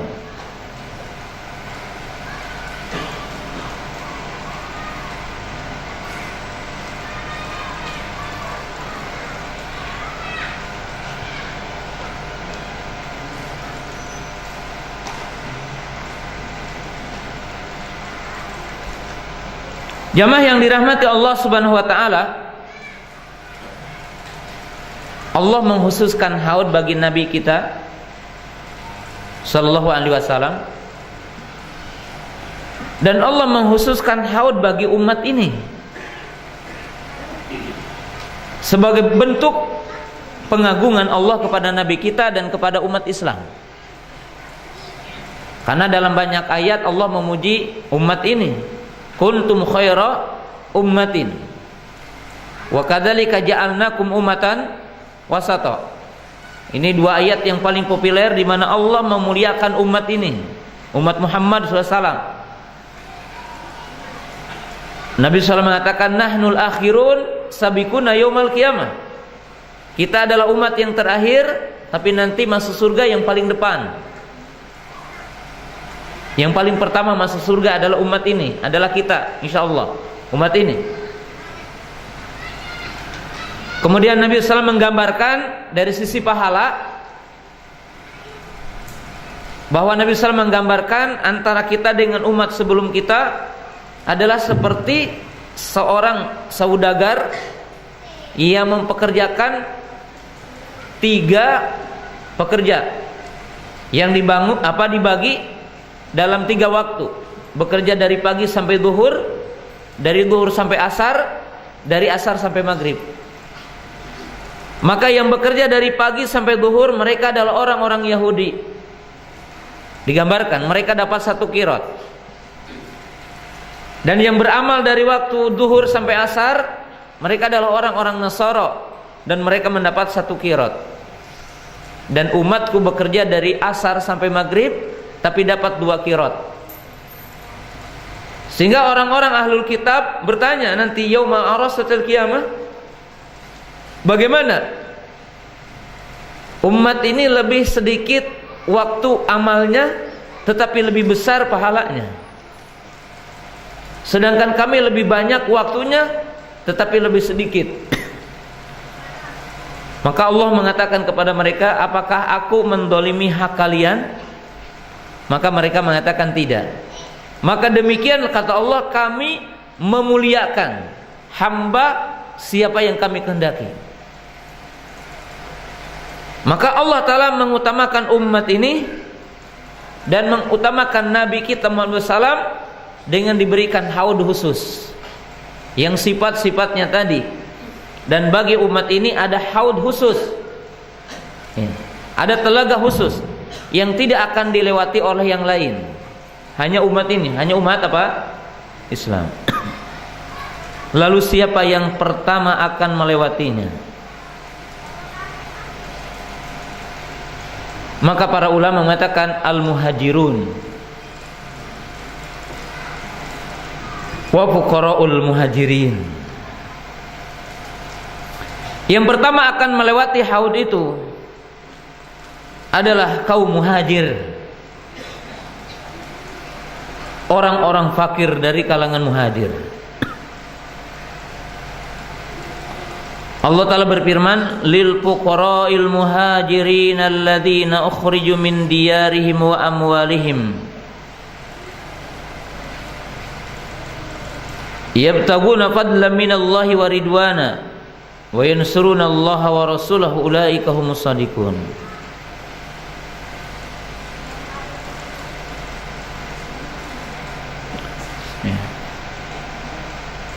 Lalu siapa di antara muhajir yang akan pertama kali melewatinya? Abu Bakar, summa Umar, summa Utsman, summa Ali, summa ba'da dzalika minas sahabah al-awwal fal awwal. Dan di antara mereka yang akan pertama melewati haud ini dan pertama minum adalah Abu Bakar As-Siddiq, kemudian Umar, kemudian Utsman, kemudian Ali, kemudian setelah itu adalah para sahabat yang lainnya.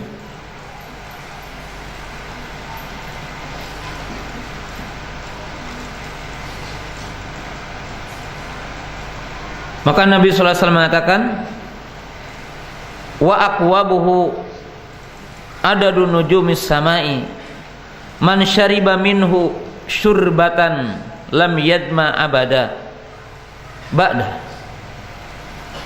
awalun nasi wurudan alaihi fuqara'il muhajirin. Berkata Nabi SAW, gayung-gayungnya, gelas-gelasnya sebanyak bintang-bintang di langit. Siapa yang meneguknya satu tegukan, maka tidak akan haus selamanya. Dan orang-orang atau orang yang pertama akan mendatanginya, otomatis meminumnya dan diizinkan untuk meminumnya adalah fuqara'il muhajirin, yaitu orang-orang fakir dari muhajir. Ya, Abu Bakar juga fakir karena terusir dari Mekah ke Madinah. Utsman ibn Affan radhiyallahu ta'ala anhu, Umar radhiyallahu ta'ala anhu, Ali radhiyallahu ta'ala anhu. Lil fuqara'il muhajirin alladzina ukhriju min diyarihim. Mereka adalah orang-orang khawarij. Maaf, mereka adalah orang-orang muhajir. Kemudian minal kaum, dari kaum adalah ahlul Yaman. Adapun dari kaum mereka adalah ahlul Yaman, yaitu orang-orang ahlul Yaman. Rasulullah sallallahu alaihi wasallam menjelaskan tentang sifat ahlul Yaman, awraqun nasi quluban wa alyanuhum afidah. Dikatakan tentang sifat orang Yaman adalah orang-orang yang mereka punya kelembutan hati dan mereka adalah ahlul iman, karena Nabi SAW mengatakan al-imanu Yaman, iman itu adalah Yaman. Dan Rasulullah sallallahu alaihi wasallam menjelaskan dalam riwayat, inni adudun nas li ahli Yaman. Beliau mengatakan, aku mengusir-ngusir orang ya, dari haud untuk ahlul Yaman. Ini menunjukkan bahwa ahlul Yaman adalah orang yang pertama atau orang yang didahulukan untuk haud. Tetapi tentunya min ahlil iman. Ahlul Yaman min ahlil iman. Ahlul Yaman min ahli sunnah. Ahlul Yaman dari ahlu sunnah, dan ahlul Yaman dari ahlul Islam. Ahlul Yaman min ahli sunnah, yaitu ahlu Yaman di ahlu sunnah. Adapun orang yang kafir, munafik, dan ahlu bidah, maka mereka tidak akan dipersilahkan oleh Rasulullah SAW atau oleh Allah Ta'ala untuk mendapatkannya ya.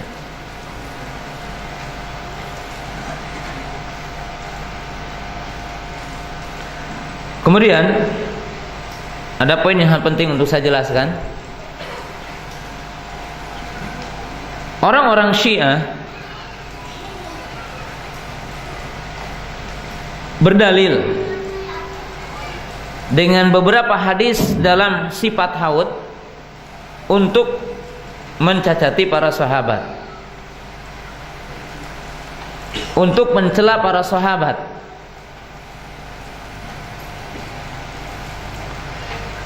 Itu dalam riwayat yang tadi, ashabi ashabi.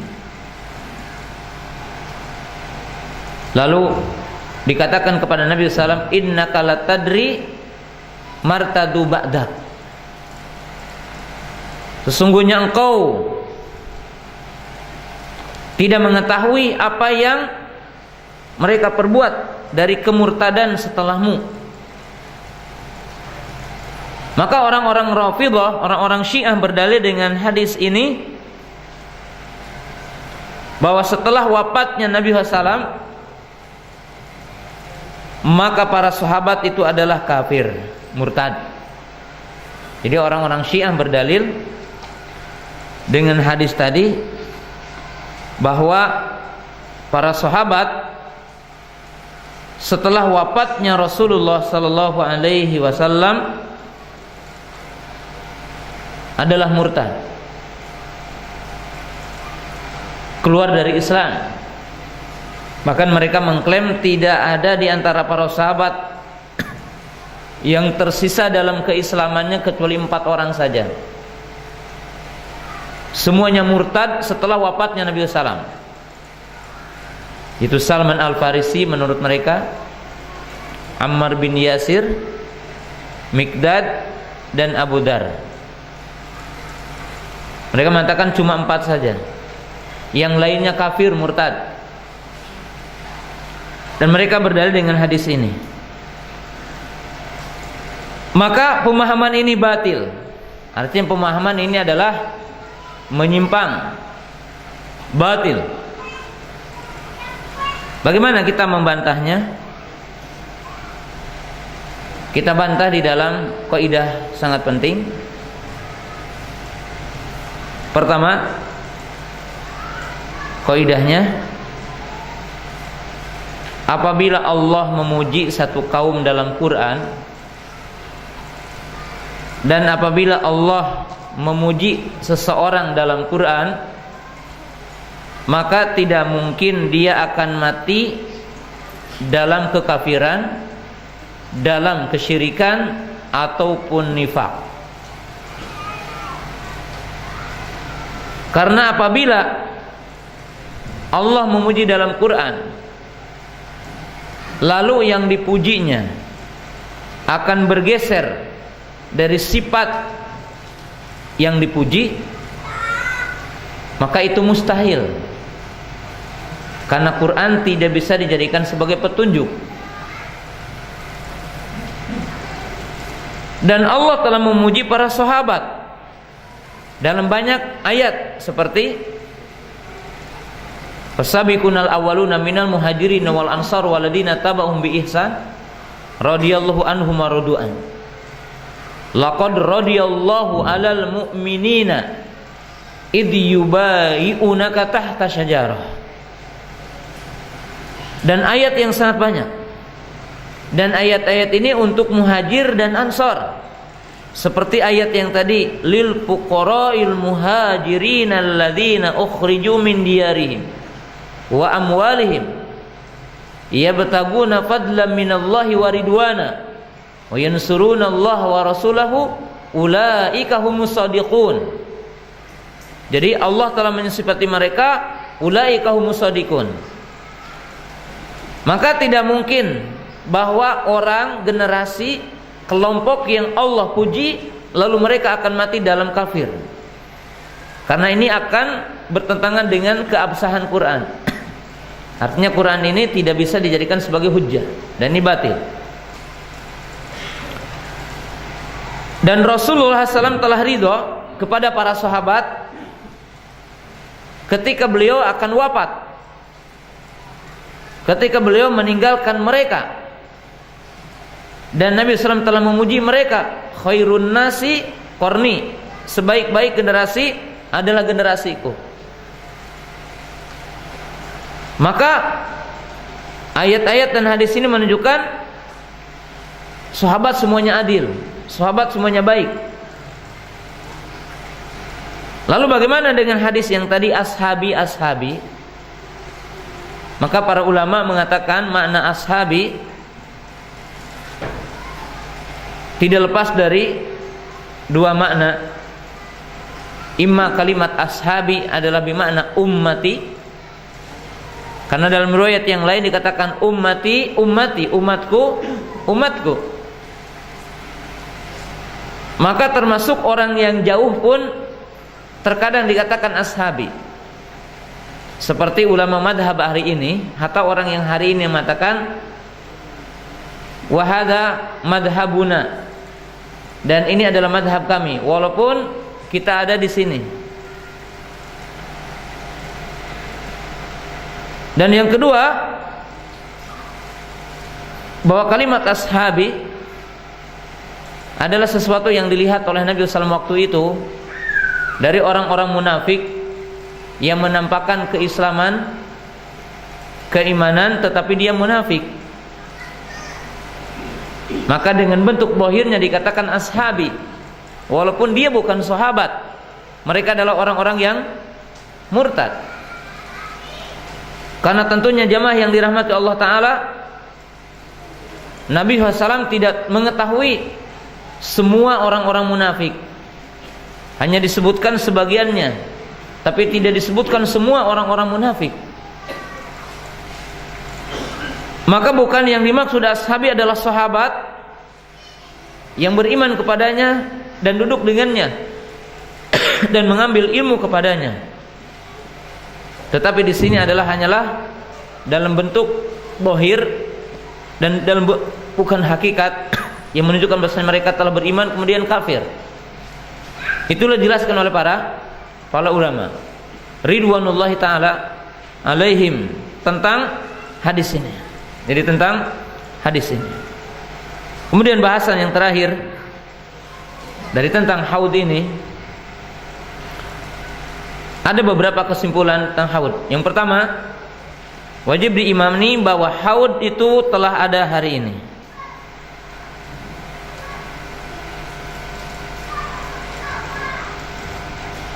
Jadi haud itu telah ada.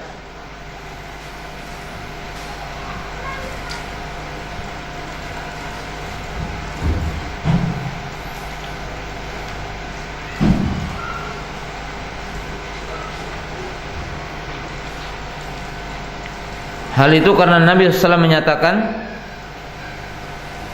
baina baiti wa minbari riyadun min riyadil jannah wa minbari ala haudi. Nabi SAW mengatakan di antara rumahku dengan mimbarku taman di antara taman surga. Ya mungkin orang yang menunaikan ibadah umrah ataupun haji ada yang dinamakan di Madinah adalah Raudhah. yang orang-orang suka berjubel mendatanginya. Lalu beliau mengatakan, dan mimbarku di atas haudku, dan mimbarku ini di atas haudku. Seorang mukmin tidak boleh untuk membayangkan dan membantahnya, karena apa yang dilihat oleh Nabi SAW dengan wahyu adalah akan berbeda dengan apa yang dibayangkan oleh akal kita.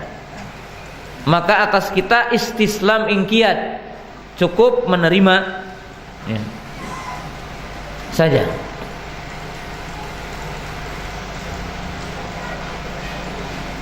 Ini yang pertama. Yang kedua, bahwa haud yang dimaksud, diulangi ini, adalah ada nanti di arasatil qiyamah. Jadi ada di arasatil qiyamah, berada di padang mahsyar, yaitu bumi yang terhampar luas, yang berwarna putih kemerah-merahan, yang tidak ada pepohonan, tidak ada bebatuan, tidak ada gunung-gunung, tidak ada lautan. Semuanya menjadi bumi yang terhampar.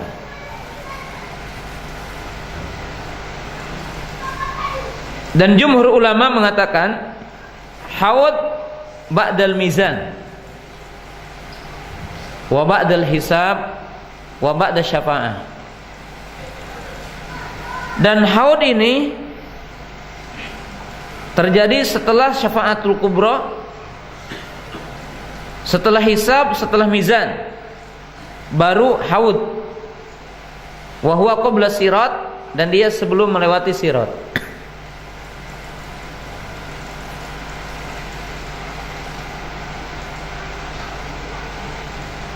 Adapun air haud,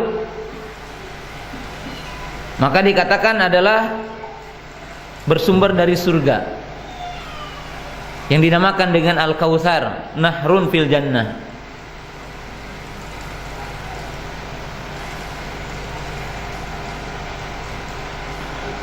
Apakah bagi nabi yang lainnya ada haud? Maka para ulama berbeda pendapat. Sebagian para ulama mengatakan likulli nabiyyin haudun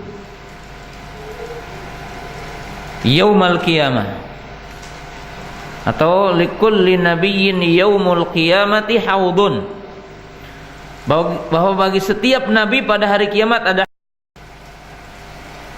Bagi siapa yang mensahihkan hadis ini, maka menunjukkan bagi setiap nabi ada haud, punya telaga.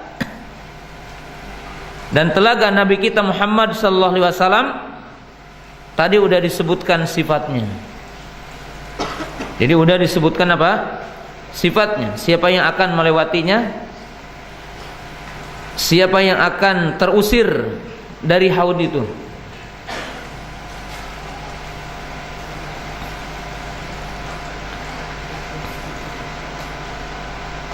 Kemudian di antara sebab-sebab yang sangat penting untuk mendapatkan haud yang tadi belum disebutkan, ada 2 poin lagi. Jadi bisa ditambahkan kepada pembahasan tadi, bagaimana agar kita mendapatkan haud Nabi sallallahu alaihi wasallam. Poin yang sangat penting adalah mengimani adanya. Karena orang yang tidak mengimani adanya tidak mungkin mendapatkannya.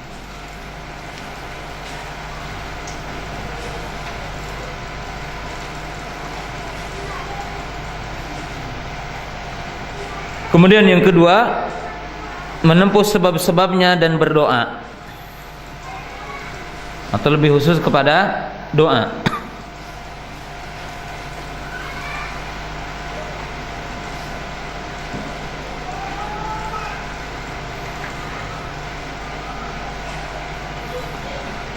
Demikianlah jamaah yang dirahmati Allah Subhanahu wa taala. Poin yang sangat penting yang kita bahas pada kesempatan pagi hari ini tentang yang berkaitan dengan telaga atau haud, yang merupakan bagian masalah gaib, masalah perkara akhirat yang wajib diimani, wajib kita ketahui sebagai dalil bahwa kita sebagai ahli sunnah. Sampai di sini kita akan buka pertanyaan-pertanyaan insyaallah.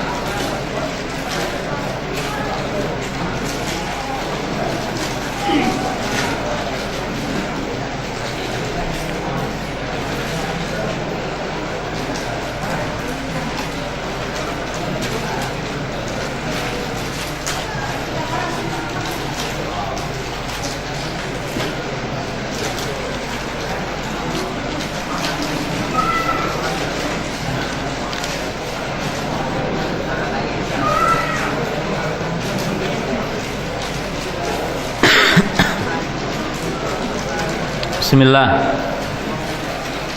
Kita lihat beberapa pertanyaan ya.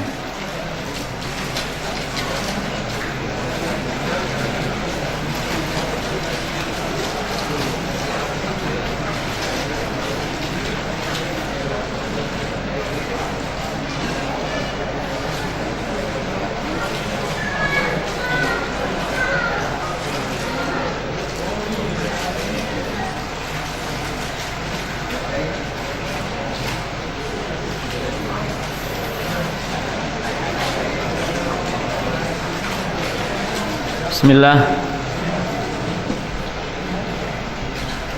Saya baru mengenal sunnah. Apa hukumnya seorang akhwat berangkat haji tanpa mahram?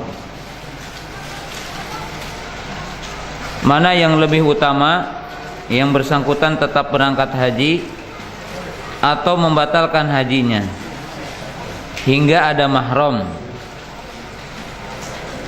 atau hingga ajal menjemputnya?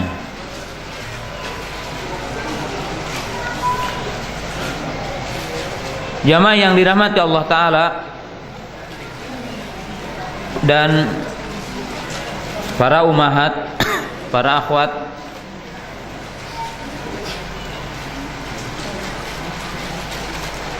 di antara syarat wajibnya haji khusus untuk wanita ada mahram. Kalau seorang wanita punya bekal berupa uang atau fisiknya sehat tapi tidak ada mahram, maka tidak wajib haji baginya dan belum wajib haji baginya. Wanita yang akan menunaikan ibadah umrah ataupun haji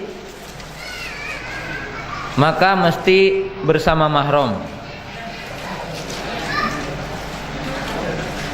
Karena Rasulullah sallallahu alaihi wasallam menjelaskan dalam sebuah hadis, la yahluwanna rajulun bimra'atin illa ma'aha dhu mahramin wa la tusaffirul mar'atu illa ma'a dhi mahramin. Tidak boleh berduaan laki-laki dengan perempuan kecuali kalau ada mahramnya. Jadi yang ketiga adalah mahramnya. Dan tidak boleh safar seorang perempuan kecuali bersama mahramnya.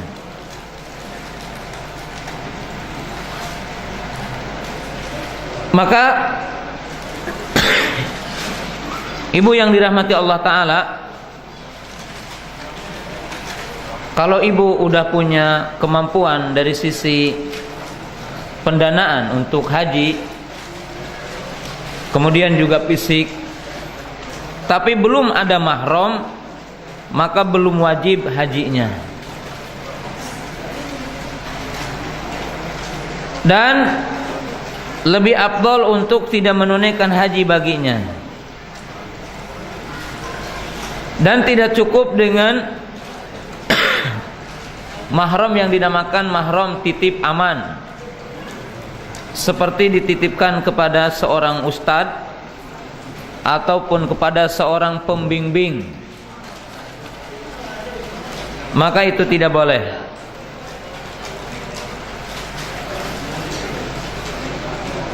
Seorang sahabat datang kepada Nabi SAW dan istrinya akan haji waktu itu. Qala ya Rasulullah, inna imraati kharajat hajjah wa inni uqtutbitu ala ghuswatin kada wa kada. Qala intaliq fahujji ma amraatik. Sahabat itu berkata, wahai Rasulullah, sesungguhnya istriku keluar untuk menunaikan haji, sedangkan aku telah meniatkan untuk jihad, untuk berperang. Maka Nabi SAW mengatakan, hajilah bersama istrimu, temanilah istrimu untuk haji, jangan dulu jihad. Artinya jangan berangkat jihad. Hadis ini menunjukkan, Bu, para ibu, para bapak yang saya hormati, bahwa mahram wajib dalam safar. Sampai Nabi SAW mendahulukan untuk menemani istrinya sebagai mahram daripada dia pergi jihad. Menunjukkan apabila ibu belum ada mahram, tangguhkan sampai ada mahram. Kalau tidak ada mahram, tidak mengapa sampai wafat belum menunaikan ibadah haji, dan tidak boleh maksain untuk ibadah haji dengan tanpa mahram. Maka jika ada penghalangnya, insyaallah Allah pun akan memberikan keutamaan atas niat yang kita telah niatkan dalam hati kita.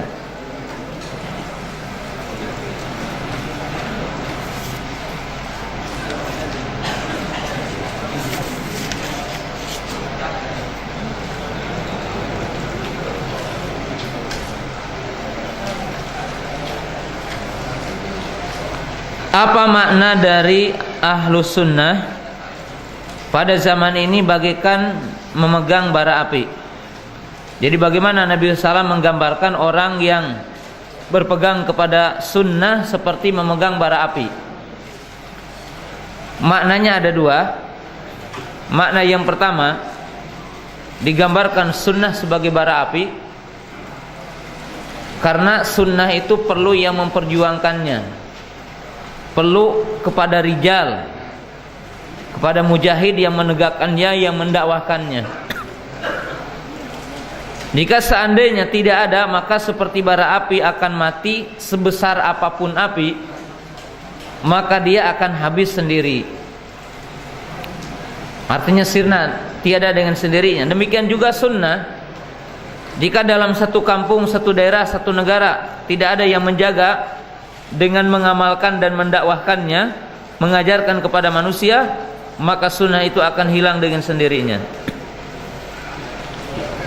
Yang kedua, hadis itu mengisyaratkan bahwa orang yang berpegang teguh kepada sunnah harus memiliki kekuatan, harus memiliki ketangguhan, karena ia akan berhadapan dengan ujian-ujian, karena ia akan berhadapan dengan tantangan-tantangan, dengan fitnah-fitnah, maka dia harus tangguh, harus kuat, ya, harus tegar. Seperti api tidak akan lepas dari membakar dirinya.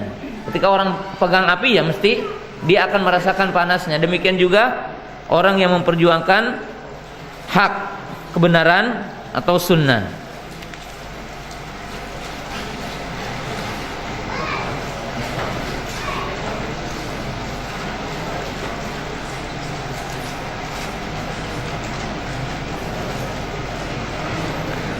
Apakah pelaku dosa besar, pelaku maksiat dan pelaku bid'ah setelah bertobat masih terusir dari telaga? Ya tidak. Kalau udah bertaubat kepada Allah Ta'ala, maka Allah akan mengampuninya, dan Allah akan menukarnya dengan kebaikan, akan menukarnya dengan pahala. Ya, jelas ya. Jadi tidak akan tetap ada. Ya, bagaimana manfaat dan keutamaan apa? Taubat.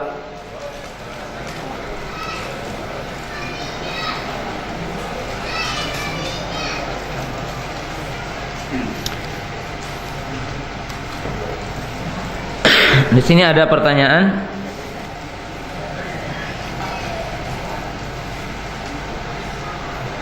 Bagaimana hukumnya bagi makmum ketika sholat berjamaah? Apakah ia wajib membaca Al-Fatihah dan surat yang lainnya?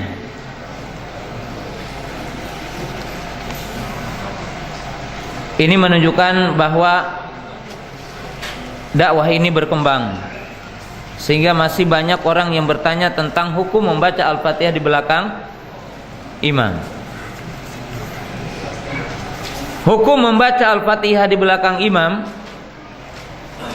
memang terjadi perbedaan di kalangan para ulama. Setidaknya ada 3 pendapat. Pendapat yang pertama, ia mengatakan makmum wajib membaca Al-Fatihah baik imamnya jahar ataupun sir. Dan ini adalah pendapat kebanyakan para ulama atau pendapat jumhur. Yang kedua, makmum tidak wajib membaca Al-Fatihah di belakang imam, baik imam yang jahar ataupun sir. Jadi kebalikan dari pendapat yang pertama. Baik imamnya sir ataupun jahar, maka bagi makmum tidak perlu baca. Pendapat yang ketiga adalah pendapat yang pertengahan. Ia mengatakan kalau imamnya jahar, maka makmum tidak wajib baca. Kalau imamnya sir, maka wajib baca. Pendapat yang kedua pendapat Imam Abu Hanifah. Pendapat yang ketiga adalah pendapat Imam Ahmad.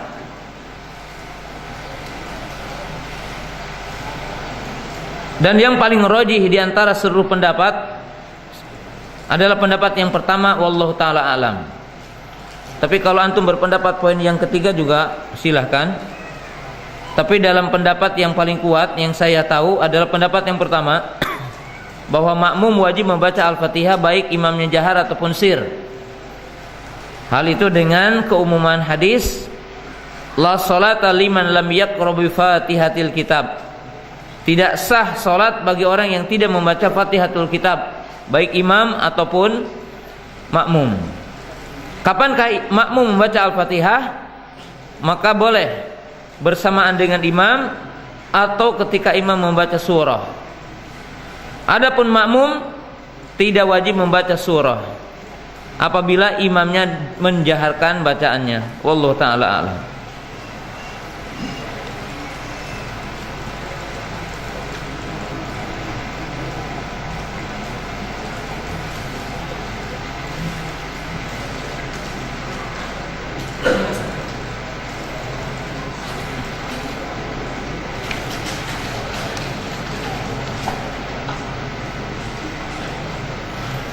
Tadi dijelaskan bahwa orang-orang yang menuju haud telah melewati hisab, timbangan amal baik dan buruk.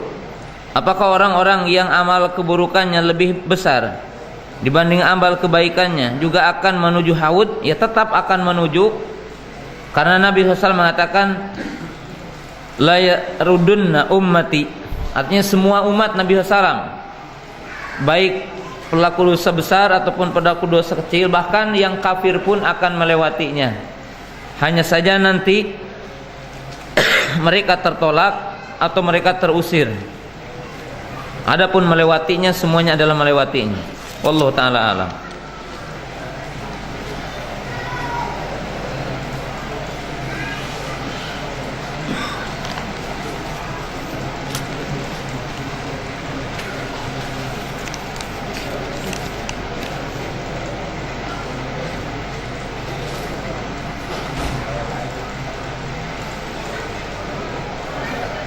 Apakah ahli bid'ah dalam amaliyah akan mendapatkan syafaat?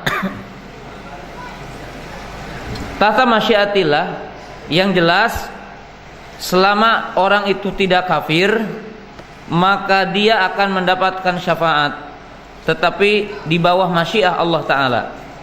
Kita tidak tahu apakah dapat atau tidak, ya. Tetapi hadis menunjukkan selama tidak musyrik, selama tidak keluar dari Islam, maka berhak ataupun dia akan mendapatkan syafaat. Tetapi dapat ataupun tidak, nanti tergantung izin dari Allah Subhanahu wa ta'ala. Tapi mereka tidak diharamkan syafaat.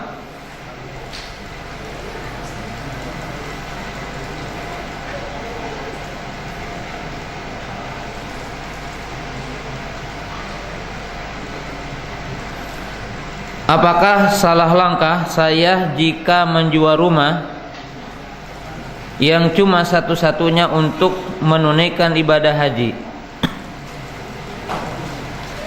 Ya, tentunya rumah adalah merupakan kebutuhan sebagai tempat tinggal diri sendiri, anak dan istri. Maka seyogianya apabila memang rumah itu bukan harganya melebihi kebutuhan, artinya kalau antum menjual rumah lalu bisa beli rumah lagi yang cukup untuk tempat tinggal kita, boleh menjual rumah untuk ibadah haji. Seperti mungkin antum dapat peninggalan dari orang tua, warisan, harga rumahnya 10 miliar lalu dijual, lalu beli yang 5 miliar, nggak apa-apa, antum menunaikan ibadah haji. Tapi kalau harganya cuma 120 juta dan cukup untuk haji dan tidak bisa beli lagi rumah, maka arju ala taf'al, maka jangan melakukan itu. Fattaqullaha mastata'tum, la yukallifullahu nafsan illa wus'aha. Karena tentunya akan melalaikan sisi-sisi yang lain, ya, akan memadaratkan sisi-sisi yang lain, dan Allah tidak membebani kita dengan sesuatu yang kita tidak mampu, ya.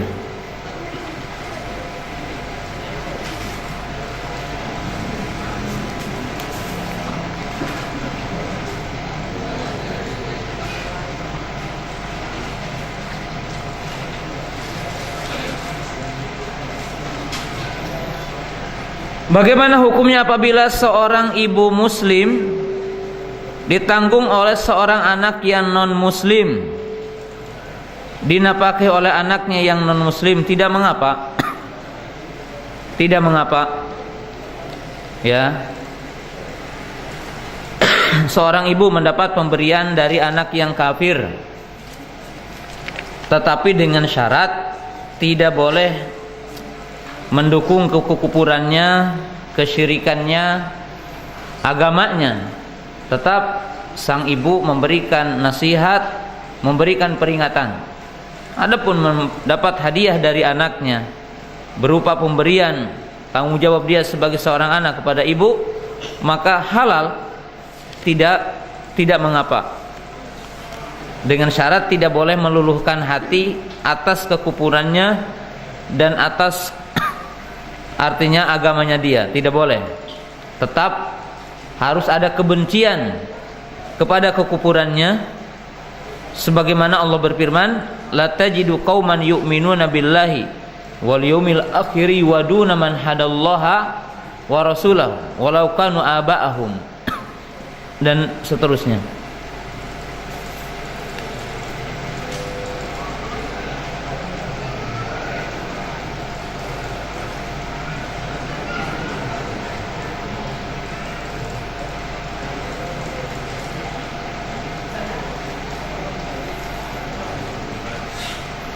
Ini juga sama ya.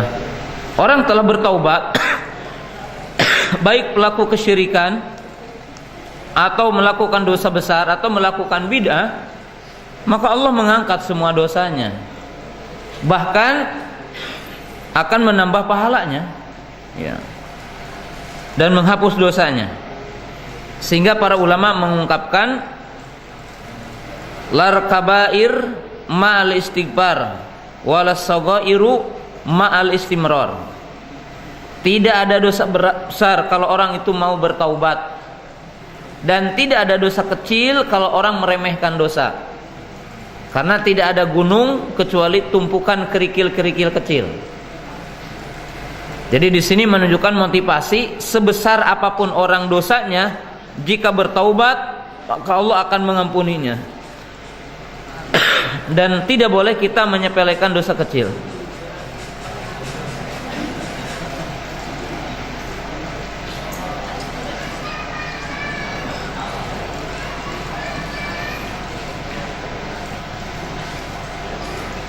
Ada pertanyaan, sebenarnya apa yang terjadi di Suriah saat ini?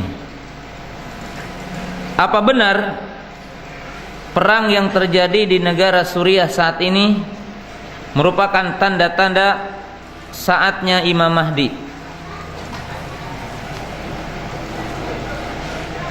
Jadi tanda-tanda datangnya Imam Mahdi.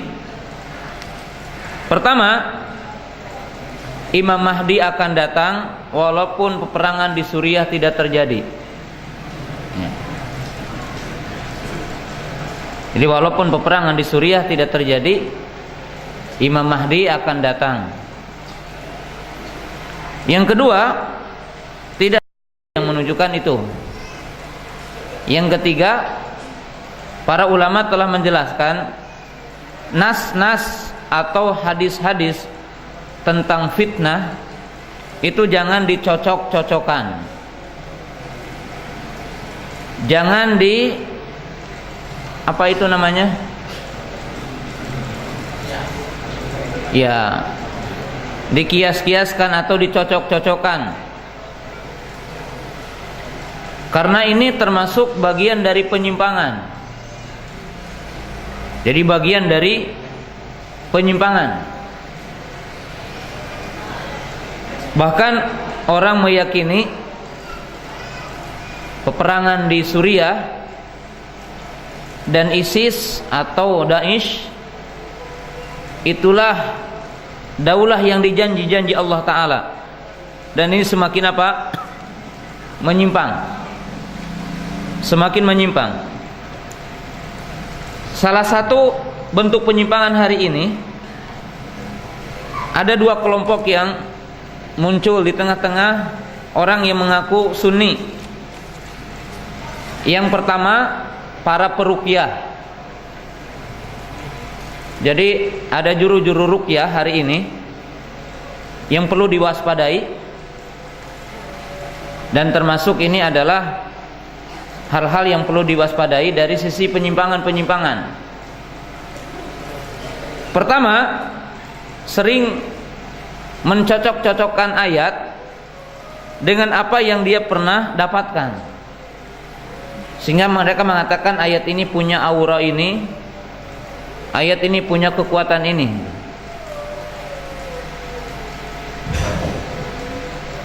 Kemudian tidak pernah terjadi di kalangan salafus saleh ridwanu alaihim yang dinamakan dengan ruqyah masal. Tidak ada ruqyah center ya.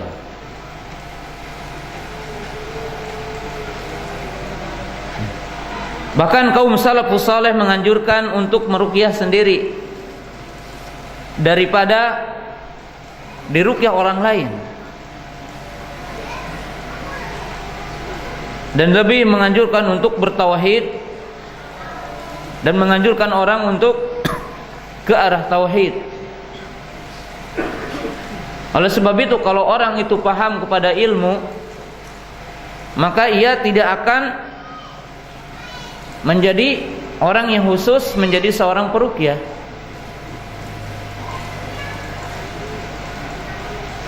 Dan tidak pernah dari kalangan salafus saleh ruqyah adalah sebagai profesi.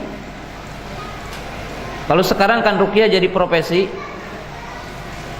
dan ini tidak pernah terjadi dari kalangan salafus saleh ridwanullahi ta'ala alaihim. Kemudian banyak peruqyah yang terjerumus kepada syirik dan terjerumus kepada maksiat. Bagaimana terjerumus kepada syirik? Di mana tanpa terasa iblis, jin, syaitan menjerumuskan dia kepada syirik dengan tanpa sadar.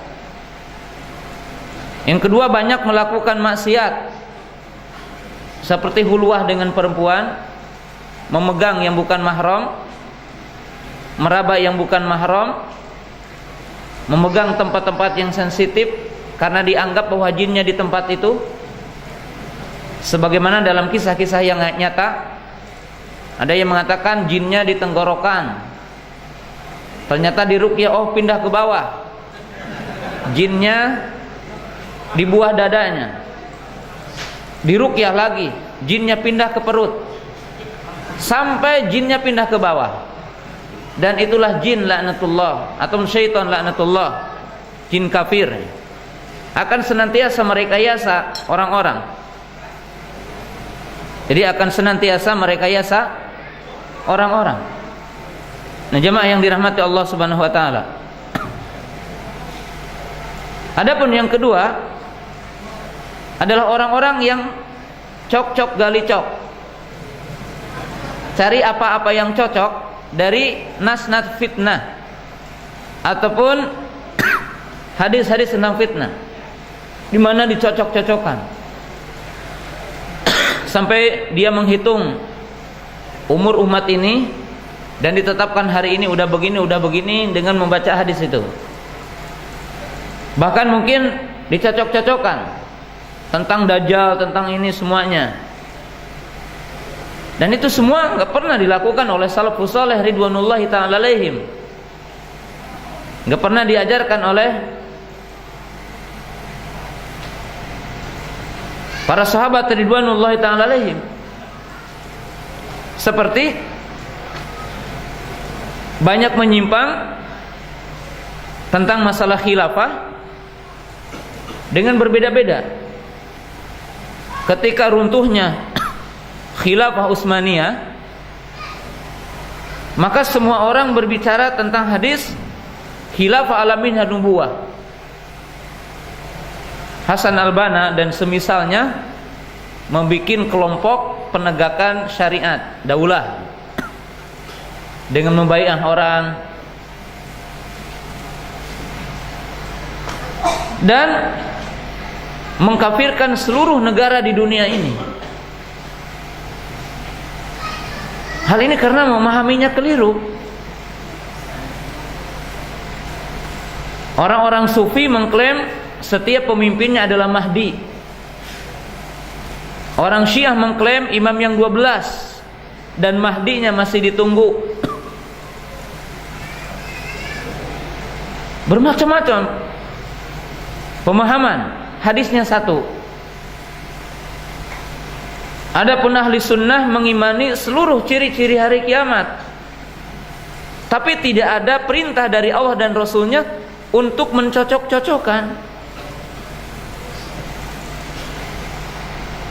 Diperintahkan itu mencari sebabnya untuk selamat, mengimani tentang kejadian itu, kemudian mencari sebab-sebab untuk mendapatkannya, ya seperti tentang khilaf alamin nubuwah.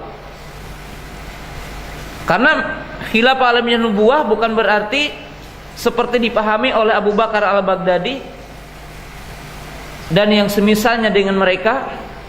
Sebelumnya adalah Abu Mus'ab, sebelumnya adalah Abu Umar, Abu Hamzah dan semisalnya. Mereka menganggap khilaf alamiah nubuwah ini ditegakkan, diproklamirkan, sehingga mereka mengklaim itu khilafah.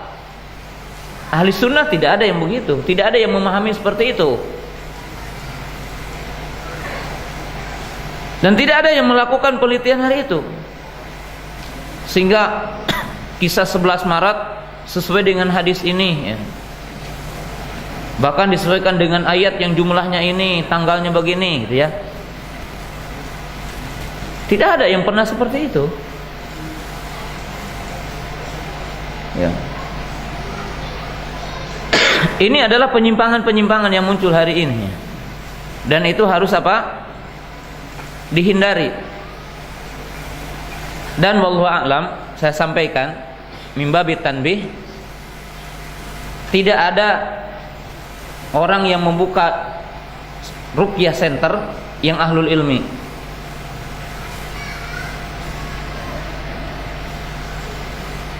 Man kana indahul ilmi yu'allimun nas bil kitabi wa sunnah.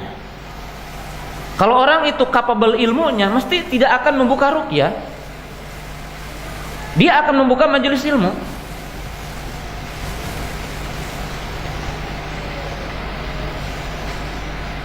Tidak mungkin. Hanya orang-orang yang dangkal ilmunya saja. Hanya orang-orang yang tidak capable ilmunya saja.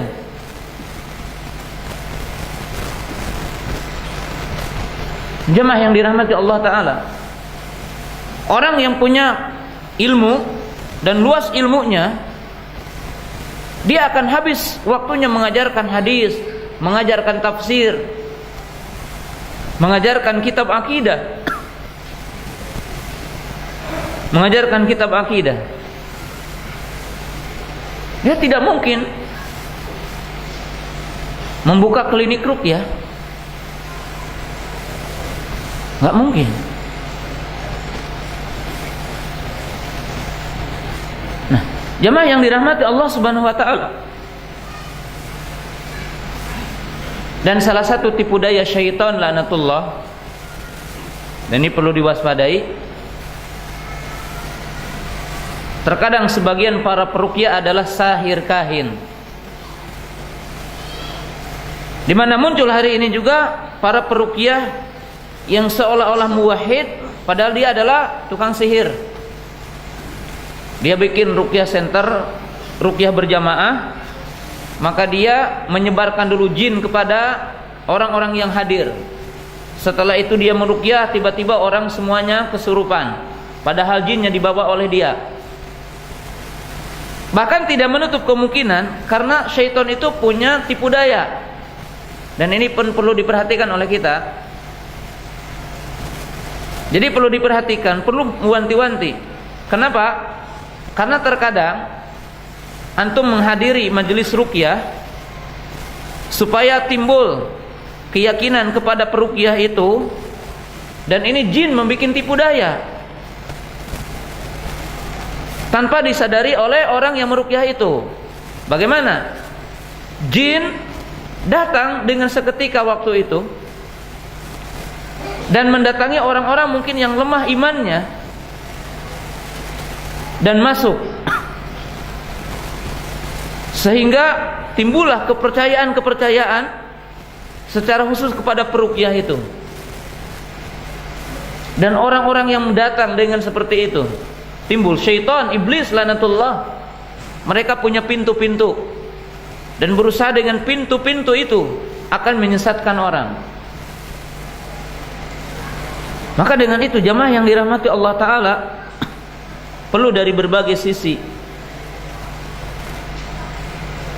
ya, akidah, manhaj ahli sunnah. Karena itibau salafus saleh, mengikuti salafus saleh fi kulli syai', dalam setiap sendi-sendi kehidupan, dalam cara mereka berdakwah, ya, bermuamalah, akhlak mereka, termasuk tingkatan mereka mengajarkan din ini. Dan sebagai kalimat yang terakhir, sampai hari ini sebagian dai banyak yang membuat judul yang aneh-aneh. Padahal ikhwatu iman yang dirahmati Allah Ta'ala, dakwah itu dakwah kepada Islam secara total, secara universal, secara menyeluruh. Ya ayyuhalladzina amanu udkhulu fisilmi kafah. Wahai orang-orang yang beriman, masuklah kamu kepada Islam secara menyeluruh. Secara menyeluruh. Jadi Islam itu jangan dipahami juz'iyat, parsial, lalu kita menganggap telah Islam semuanya. Jangan kita mengambil poin-poin sunnah juz'iyat, lalu kita menganggap telah sunni secara sempurna. Maaf ya, kalau antum udah ngaji, ada artis umpamanya ikut ngaji, atau narapidana ikut ngaji, lalu jenggotnya panjang, lalu celananya cingkrang, bahwa dia telah menjadi sunni yang sejati. Kita berdoa kepada Allah menjadi sunni yang sejati, tetapi belum tentu, karena baru casingnya, akidahnya, manhajnya, akhlaknya, cara muamalahnya, dia harus belajar. Dia harus belajar perincian tentang akidah ahli sunnah. Dia harus belajar tentang perincian tentang manhaj ahli sunnah. Jadi sebagian ahli sunnah hari ini euforia dengan sesuatu yang sifatnya madhar, dan menganggap itu telah vital, telah sampai kepada ujung. Padahal jemaah yang dirahmati Allah Ta'ala, poin-poin ini sangat penting. Bahkan tidak keliru kalau kita memberikan satu komentar. Banyak sekali hari ini orang-orang yang mengadakan kajian atau IO kajian ataupun panitia kajian yang layaknya adalah seperti tukang calo. Medan. Dianya tidak di kajian, sibuk di luar. Orang lain pada ngaji, dianya tidak ngaji. Lalu ngajinya cuma itu aja. Kalau dia jadi panitia ngaji, kalau di tempat lain tidak ngaji. Nah ini bahaya ya. Bahaya ini untuk masa depan ahli sunnah ya. Kalau seperti ini gitu hari ini. Demikian juga maaf, sebagian para muhsinin, maaf, man indahumal nashkuru Allah, kita bersyukur kepada Allah yang mengadakan kajian, bahkan mendanani kajian, tetapi dianya pergi, tidak ada di kajian itu. Maka mesti seluruh mukmin, kayanya miskinnya seperti di zaman Nabi SAW, duduk di majelis ilmu, duduk dengan orang alim, belajar. Jangan menganggap bahwa antum memberikan harta berarti telah selesai. Kita berdoa kepada Allah, ada manfaat bagi Islam dan dakwah ini, tetapi terkadang bagi dianya sedikit manfaat. Bagi dia sedikit manfaatnya. Sebagaimana antum mungkin mengadakan tabligh akbar, tapi antum sibuk di luar. Bagi orang lain ada manfaat, tapi bagi antum sedikit manfaatnya. Maka hal-hal ini juga harus dirubah hari ini. Jadi harus dirubah, dan kita tetap komitmen dengan manhaj salaf dalam mengambil ilmu dan dalam belajar tentang ilmu. Ya, mempelajari tentang tafsil, perincian dari agama yang mulia ini. Jamaah yang dirahmati Allah Subhanahu wa taala, sampai di sini untuk sementara kajian kita di pagi sampai siang hari ini. Insyaallah kita akan melanjutkan nanti malam berkaitan dengan as-sirat, yaitu bagaimana manusia melewati jembatan di atas neraka. Siapa yang selamat dan siapa di antara kita yang akan terpeleset, terjerumus kepada neraka. Subhanakallahumma bihamdika asyhadu an la ilaha illa anta astaghfiruka wa atubu ilaik. Assalamualaikum warahmatullahi wabarakatuh.